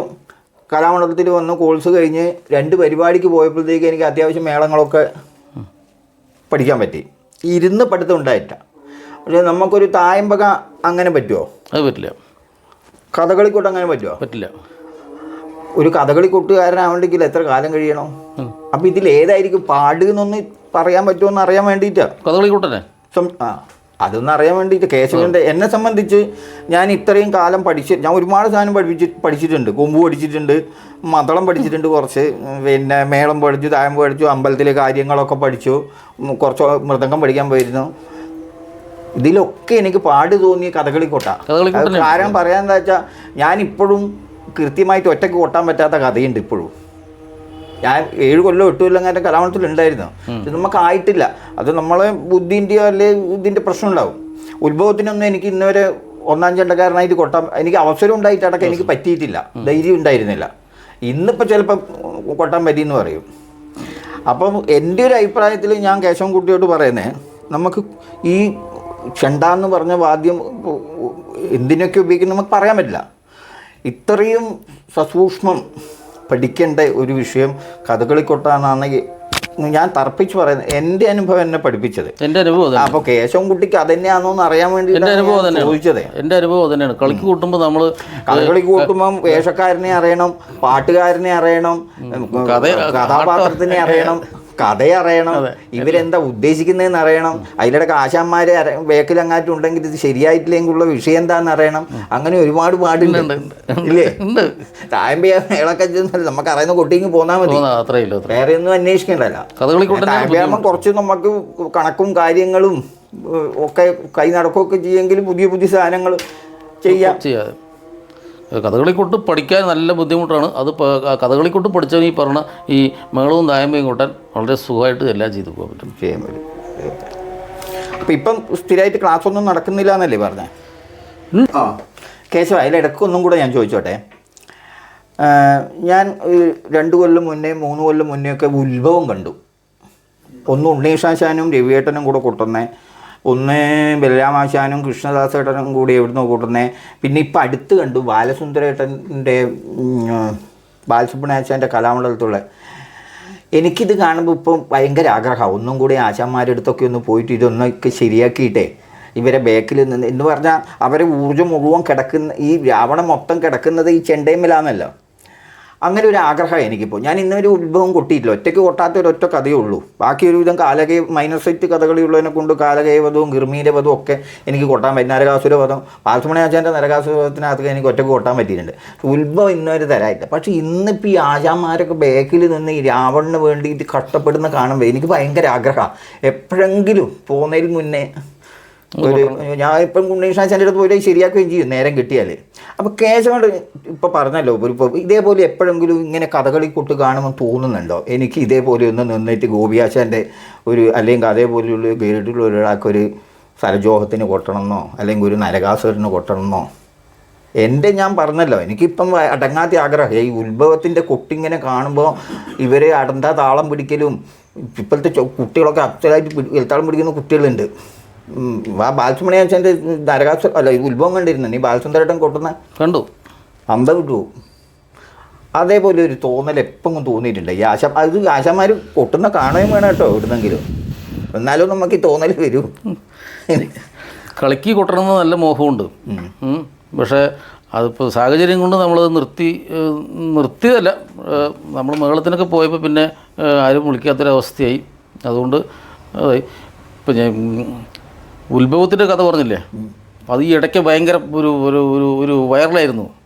ഇന്നിപ്പോൾ ഉണ്ണി ഷാജാൻ കൊട്ടുന്നതിൻ്റെ വന്നു കഴിഞ്ഞാൽ നാളെ കൃഷ്ണദാസേട്ടൻ കൊട്ടുന്നതിൻ്റെ ഈ ഉത്ഭവം രാവണൻ ഈ ഇടയ്ക്ക് ഫേസ്ബുക്കിൽ ഭയങ്കര കളിയായിരുന്നു. ബാലസുന്ദരേട്ടനെ കൊട്ടും മിനിയാന്നൊക്കെ ഞാൻ കണ്ടു. മറ്റേ ഉത്ഭവത്തിൻ്റെ അത് മോഹമുണ്ട്. പക്ഷേ ഈ പറഞ്ഞ പോലെ ഒരു കഥ ഏതാ കഥ എന്ന് പറഞ്ഞു കഴിഞ്ഞാൽ നമ്മൾ അതിന് കൃത്യമായിട്ട് അതൊന്ന് മനസ്സിലാക്കി പോയാൽ ഒരു വലിയ കുഴപ്പമില്ലാണ്ട് കൊട്ടാൻ പറ്റും തോന്നുന്നു. പഴയ ഉത്ഭവം രാവണമൊന്നും അല്ല, ഇപ്പം നല്ല പാടാ. നല്ല പാടാൻ നമ്മൾ കൃത്യമായിട്ട് മനസ്സിലാക്കിയാൽ കൊട്ടാൻ സുഖമാണല്ലോ. അത് കൃത്യമായിട്ട് മറ്റേ അതിനൊരു താളക്രമം കൃത്യമായിട്ടുള്ളത് കൊണ്ട് അതിനനുസരിച്ച് മുദ്ര വിടുള്ളൂ. അപ്പോൾ അതിനനുസരിച്ച് നമുക്ക് കൊട്ടാൻ പിന്നെ ആട്ടങ്ങളൊക്കെ കൃത്യമായിട്ട് നമ്മൾ മനസ്സിലാക്കുകയും വേണം. എന്നാൽ കൊട്ടാൻ പിന്നെ ആ മൂന്നാം കാലത്തേക്ക് എത്തുമ്പോഴേ കുറച്ച് പ്രശ്നങ്ങൾ വരുള്ളൂ എനിക്ക് തോന്നുന്നു. പാടാം ഇല്ലേ പറയാൻ പറ്റില്ല. അതുകൊണ്ടാണല്ലോ ഇപ്പോൾ ശിവദാസേട്ടനും പറഞ്ഞില്ലേ എനിക്ക് കൊട്ടാൻ അവസരം കിട്ടിയില്ല. ഞാൻ കലാമണ്ഡലത്തിലുള്ളപ്പോൾ ഞാനോ കളിക്കുണ്ടായിരുന്നുള്ളൂ. അന്ന് എൻ്റെ ബാച്ചിലുള്ള എല്ലാവരും പോയതാ. മൈനർ സെറ്റ് കളി ഉണ്ടായിരുന്നു. പക്ഷെ എന്നിട്ട് ഒറ്റ കൊട്ടാൻ ഒരു തവണ ചാൻസ് വന്നിരുന്നു. പക്ഷെ അന്നും ധൈര്യം വന്നില്ല. അന്ന് മൂസാശാനാണ് കൊട്ടി. എന്നിട്ട് പ്രദീപൻ്റെയോ ഇപ്പം മാർഗയിലുള്ള ബാലസുബ്രഹ്മണ്യേട്ടൻ്റെയോ ഉത്ഭവേനോ മൈനർ സെറ്റ് കളിയിലെ എനിക്കൊരു ഭാഗ്യം ഉണ്ടായിട്ടുണ്ട്. മറ്റേ കിളിമംഗലം മനയിൽ വെച്ചിട്ട് അവിടെ കളി ഉണ്ടായപ്പോൾ രാമകുട്ടിയാശൻ്റെ ഉത്ഭവം അന്ന് മദ്ദളത്തിൽ നമ്പീശൻകുട്ടിയാശൻ, ചെണ്ടയ്ക്ക് ഉണ്ണീഷാശൻ, അത് കഴിഞ്ഞാൽ വേറെ ആരും ഉണ്ടായിരുന്നു. രണ്ടാമത്തെ ചെണ്ടക്കാരൻ ഞാനായിരുന്നു. പിന്നെ അതുപോലെ ഗുരുവായൂർ പരശുരാമൻ ഗോപിയാശാൻ്റെ അന്ന് ഉണ്ണീഷാശൻ എന്നെ കൂടെ കൊണ്ടുപോയി. ആശാനും ഞാനും കൂടെ കൂട്ടി. പിന്നെ അതുപോലെ രാമകുട്ടിയാശാൻ്റെ ചൊല്ലിയാട്ടത്തിന് അവിടെ ഞാൻ മറ്റേ സ്കോളർഷിപ്പ് പഠിക്കുമ്പോൾ അവസാനം ചെണ്ടക്കാരിൽ ഞാൻ തന്നെ ആയിരിക്കും തോന്നുന്നു രാമകുട്ടിയാശാൻ്റെ കളരിയിൽ ചൊല്ലിയാട്ടത്തിന് കൂട്ടിയിട്ടുണ്ട്. അതിന് ശേഷം പിന്നെ ആശാൻ അങ്ങനെ വന്നിട്ടില്ല, അവിടെ കലാമണ്ഡലത്തിൽ ഉണ്ടായിട്ടില്ല. വിസിറ്റിംഗ് പ്രൊഫസറായിരിക്കുന്ന സമയത്ത് പിന്നെ പത്മാശാൻ്റെ ഹംസത്തിന് വടക്കാഞ്ചേരി വടക്കാഞ്ചേരി ക്ലബ്ബിൽ കൊട്ടിയിട്ടുണ്ട്. ഒരുവിധം അങ്ങനെയും ചെയ്യാൻ പറ്റിയിട്ടുണ്ട്. പക്ഷെ അതൊരു പ്രൊഫഷണലായിട്ട് നിലനിർത്താൻ എനിക്ക് പറ്റിയില്ല എന്നുള്ളതിലൊരു വിഷമം. ഞാൻ അതുകൊണ്ടോ എടുത്തെടുത്ത് ചോദിച്ചു കേട്ടോ. ആ ഒരു വിഷമം നല്ലവണ്ണം ഉണ്ട്. അത് ഇടയ്ക്ക് എൻ്റെ അടുത്ത് വേറൊരാൾ പറഞ്ഞു, കേശവേട്ടൻ തിരിച്ച് വരാൻ പറ്റായൊന്നുമില്ല. ഇപ്പം പിന്നെ ദൃശ്യമാധ്യമങ്ങളിലൊക്കെ ഇഷ്ടം പോലെ കളികളൊക്കെ വരുന്നതുകൊണ്ടും പിന്നെ പണ്ട് എഴുതുന്നെങ്കിലും കുറേ ബുക്കുകളൊക്കെ ദിവസം ആശാനെ നമ്മൾ നോട്ട് എഴുതിക്കും, ഡയറി എഴുതിക്കും. അതൊക്കെ ഓരോ ദിവസം നടന്ന ബുക്കുകൾ ഇപ്പോഴും കുറേ ബുക്കുകളൊക്കെ ഉണ്ട്. അത് ഞാൻ ഇടയ്ക്കടുത്ത് ഇങ്ങനെ നോക്കും. ഒരു ശ്രമം ഒരു വർഷക്കാലത്ത് അങ്ങോട്ട് ഒരു 5-6 മാസം മെനക്കെട്ടിരുന്നു കഴിഞ്ഞാൽ നടക്കും. പക്ഷേ എന്നെ കഥകളിൽ പറ്റിച്ചൊരു ഒറ്റ താളം മുറിയടന്ന് മാത്രമാണ്. ഇപ്പം ശരിയായിട്ടില്ലേ? അത് ഇപ്പോഴും ചെറിയൊരു പ്രശ്നമാണ്. അത് ഇപ്പം പിന്നെ കുറേ ആയിട്ട് കൊട്ടാറുമില്ലല്ലോ. വട്ടം വെച്ചിരാശം കൊട്ടാൻ പറ്റായൊന്നുമില്ല. ഒരു 6 മാസം നമ്മൾ മെനക്കെട്ടിരുന്നു കഴിഞ്ഞാൽ നടക്കും. ഒരു ലെവലിലേക്ക് അങ്ങോട്ട് കൊട്ടാൻ പറ്റും. പക്ഷെ അത് നിർത്തേണ്ടി വന്ന സാഹചര്യം അങ്ങനെ ആയിപ്പോയി. അന്നത്തെ ആ സമയത്തൊക്കെ കളിക്ക് പോയ ഒരു പക്ഷേ 250 റുപ്യ കിട്ടുക. അതേസമയം മേളത്തിന് പോയി 50 റുപ്യയിൽ കൂടുതൽ കിട്ടുമല്ലോ. നമ്മൾ പഠിക്കുന്ന പോലെയല്ല ഇപ്പം കലാമണ്ഡലത്തിൽ. അല്ല, നമ്മൾ പഠിക്കുമ്പോൾ എന്ന് പറഞ്ഞാൽ എഴുതി തന്നത് ചൊല്ലിയാട്ട കളരിയിലൊക്കെ കഴിഞ്ഞു. പിന്നെ പിറ്റേന്ന് എന്തെങ്കിലും ചിലപ്പോൾ ഉണ്ണീഷാശാൻ കൊട്ട് കേട്ടിട്ടുണ്ടെങ്കിൽ പിറ്റേന്ന് വന്ന താഴേന്ന് ഉണ്ണീഷാശാൻ ചൊല്ലിയാട്ടത്തിന് വരലില്ല ഞാനൊന്നും പോകുമ്പോൾ. അപ്പോൾ ഈ നടന്നു പോകുമ്പോൾ അറിയാം ആരാ മേലേന്ന് എന്നുള്ളതേ. അതിന് ചില പരിപാടികളൊക്കെ താഴേന്ന്. ഇപ്പം അങ്ങനെയൊന്നും, ഇപ്പം നേരെ തിരിഞ്ഞു. കുട്ടികൾക്ക് കൃത്യമായിട്ട് എന്തൊക്കെ സംവിധാനം ഇപ്പോൾ ആശാന്മാർ വിസിറ്റിംഗ് പ്രൊഫസറൊക്കെ ഇനി ഒരു ദിവസം MA ക്ലാസ്സിന് പോയി നോക്ക്. നമ്മളൊന്നും ഇപ്പം അങ്ങനെയൊന്നും ഇല്ലല്ലോ. ഇപ്പം സംവിധാനം ഇപ്പം പഠിക്കാൻ പോയ സുഖമാണ്. നമ്മളുള്ളതിനെക്കാട്ടിയും സുഖമായിട്ട് കൊട്ടാൻ പറ്റും. നമുക്കന്ന് സിലബസ് നോക്കി പിന്നെ ഈ ആശാന്മാരെ സ്നേഹം കൊണ്ട് കുറച്ച് കിട്ടിയ സാധനമുള്ളൂ. ഇപ്പം അതൊന്നുമല്ല. ഇപ്പം ചില കുട്ടിക്ക് പറഞ്ഞു കൊടുക്കുന്ന കണ്ടാൽ നമ്മൾ ഞെട്ടിപ്പോവും. 10 കൊല്ലമില്ലേ? 8, 9, 10, 11, 12 ഡിഗ്രി MA. ഇപ്പോൾ 2 മാസം പോയാൽ മതി. കേരളത്തിന് പുറത്ത് പോയിട്ടില്ലേ? ഒരുപാട് സ്ഥലത്ത് പോയിട്ടുണ്ട്. തായമ്പക്കല്ലേ പോയത്? മേളത്തിനല്ല, അത് ഒരു ഫോക്കുലർ പരിപാടിയായിട്ടാണ് ആദ്യമായിട്ട് പോണത്. അപ്പോൾ ഒരു ദിവസം വീട്ടിൻ്റെ അടുത്ത വീട്ടിലേക്ക് ഒരു ഫോൺ കോൾ വരണം. ഗുരുവായൂരിലേക്ക് വരാൻ പറഞ്ഞു. ഉണ്ണീഷ് ആശാൻ വിളിച്ചിട്ട് ഗുരുവായൂരിലേക്ക് ഒന്ന് പോകാൻ പറഞ്ഞു. അന്ന് ആശാൻ അവിടെ പരിപാടി പോകാൻ പറഞ്ഞു. അപ്പോൾ ഞാൻ നേരെ ഗുരുവായൂർ പോയി. ഗുരുവായൂർ പോയപ്പോൾ ഇങ്ങനെ ഒരു പരിപാടിയുണ്ട്, മറ്റേ ഒരു 10-45 ദിവസം നീണ്ടു നിൽക്കുന്ന ഒരു ടൂറാണ്. ഹോളണ്ട്, ബെൽജിയം, പുറത്തേക്കും. അപ്പോൾ കുഞ്ചുവേട്ടനും ഞങ്ങൾ രണ്ടുപേരും കൂടെ സംസാരിച്ചിട്ട് അത് നിന്നെയും കൂടെ ഉൾപ്പെടുത്തിയിട്ടുണ്ട്. അപ്പോൾ അതിൻ്റെ കുറച്ച് റിഹേഴ്സലും മറ്റുള്ള കാര്യങ്ങളൊക്കെ ഉണ്ട്, പോകണം പറഞ്ഞു. അങ്ങനെ പോയി ഹോളണ്ട്, ബെൽജിയം ഒരു 45 ദിവസത്തോളം അവിടെ. അതിൽ ഓട്ടംതുള്ളൽ, തമിഴ്നാട്ടിലത്തെ കുറേ പരിപാടികൾ, പിന്നെ പടയണി എല്ലാം കൂടെ ഒരു സെറ്റാക്കിയിട്ട് ഒരു 45 മിനിറ്റോളം വരുന്ന ഒരു പരിപാടിയാക്കിയിട്ട് ആലുവ SOS വില്ലേജ് പറഞ്ഞൊരു ഇതുണ്ട്. അവിടെ ഒരു 10-15 ദിവസം ക്യാമ്പായിട്ട് ഇതിനൊരു കോറിയോഗ്രാഫി ചെയ്തു. കളരിപ്പയറ്റിൻ്റെ ഒരു കൃഷ്ണദാസ് പറഞ്ഞ ഒരാളുണ്ട്, ഓട്ടംതുള്ളലിന് സുരേഷ് കാളിയത്ത്, ചെണ്ടയ്ക്ക് ഞാൻ, അങ്ങനെ ചെയ്ത് ഒരു 45 ദിവസം അങ്ങനെ പോയി. അത് കഴിഞ്ഞ് പിന്നെ അമേരിക്കയിൽ ഒരു പരിപാടി ഉണ്ടായിരുന്നു, അതിന് പോയി. പിന്നെ 2006 തോന്നുന്നു സ്പെയിനിൽ മേയർ ഫെസ്റ്റിവൽ പറഞ്ഞൊരു പരിപാടിയുണ്ട്. അത് ഹാപ്പി ന്യൂ ഇയർ ദിവസം അവിടെ ചെയ്യണ ഒരു ഇതാണ്. അതിലും പങ്കെടുക്കാൻ പറ്റി. പിന്നെ മേളത്തിന് വേണ്ടി പോയത് 2017 ദുബായ് പൂരം. അത് കുനിശ്ശേരി ചന്ദ്രേട്ടൻ എന്നെയും ബിജുവിനെയും നിർബന്ധമായിട്ട് കൊണ്ടുപോയതാണ്. കുറേ ആൾക്കാർ വേണം പറഞ്ഞു. അപ്പോൾ ഈ സ്വതേ ഈ പുറത്തു പോകുമ്പോൾ മറ്റേ താളക്കാരനാണെങ്കിൽ വലന്തര പിടിപ്പിക്കും, ചെണ്ടക്കാരനാണെങ്കിലും മറ്റേ കൊട്ടാനും തിമല കൂട്ടണവരാണെങ്കിൽ അങ്ങനെ.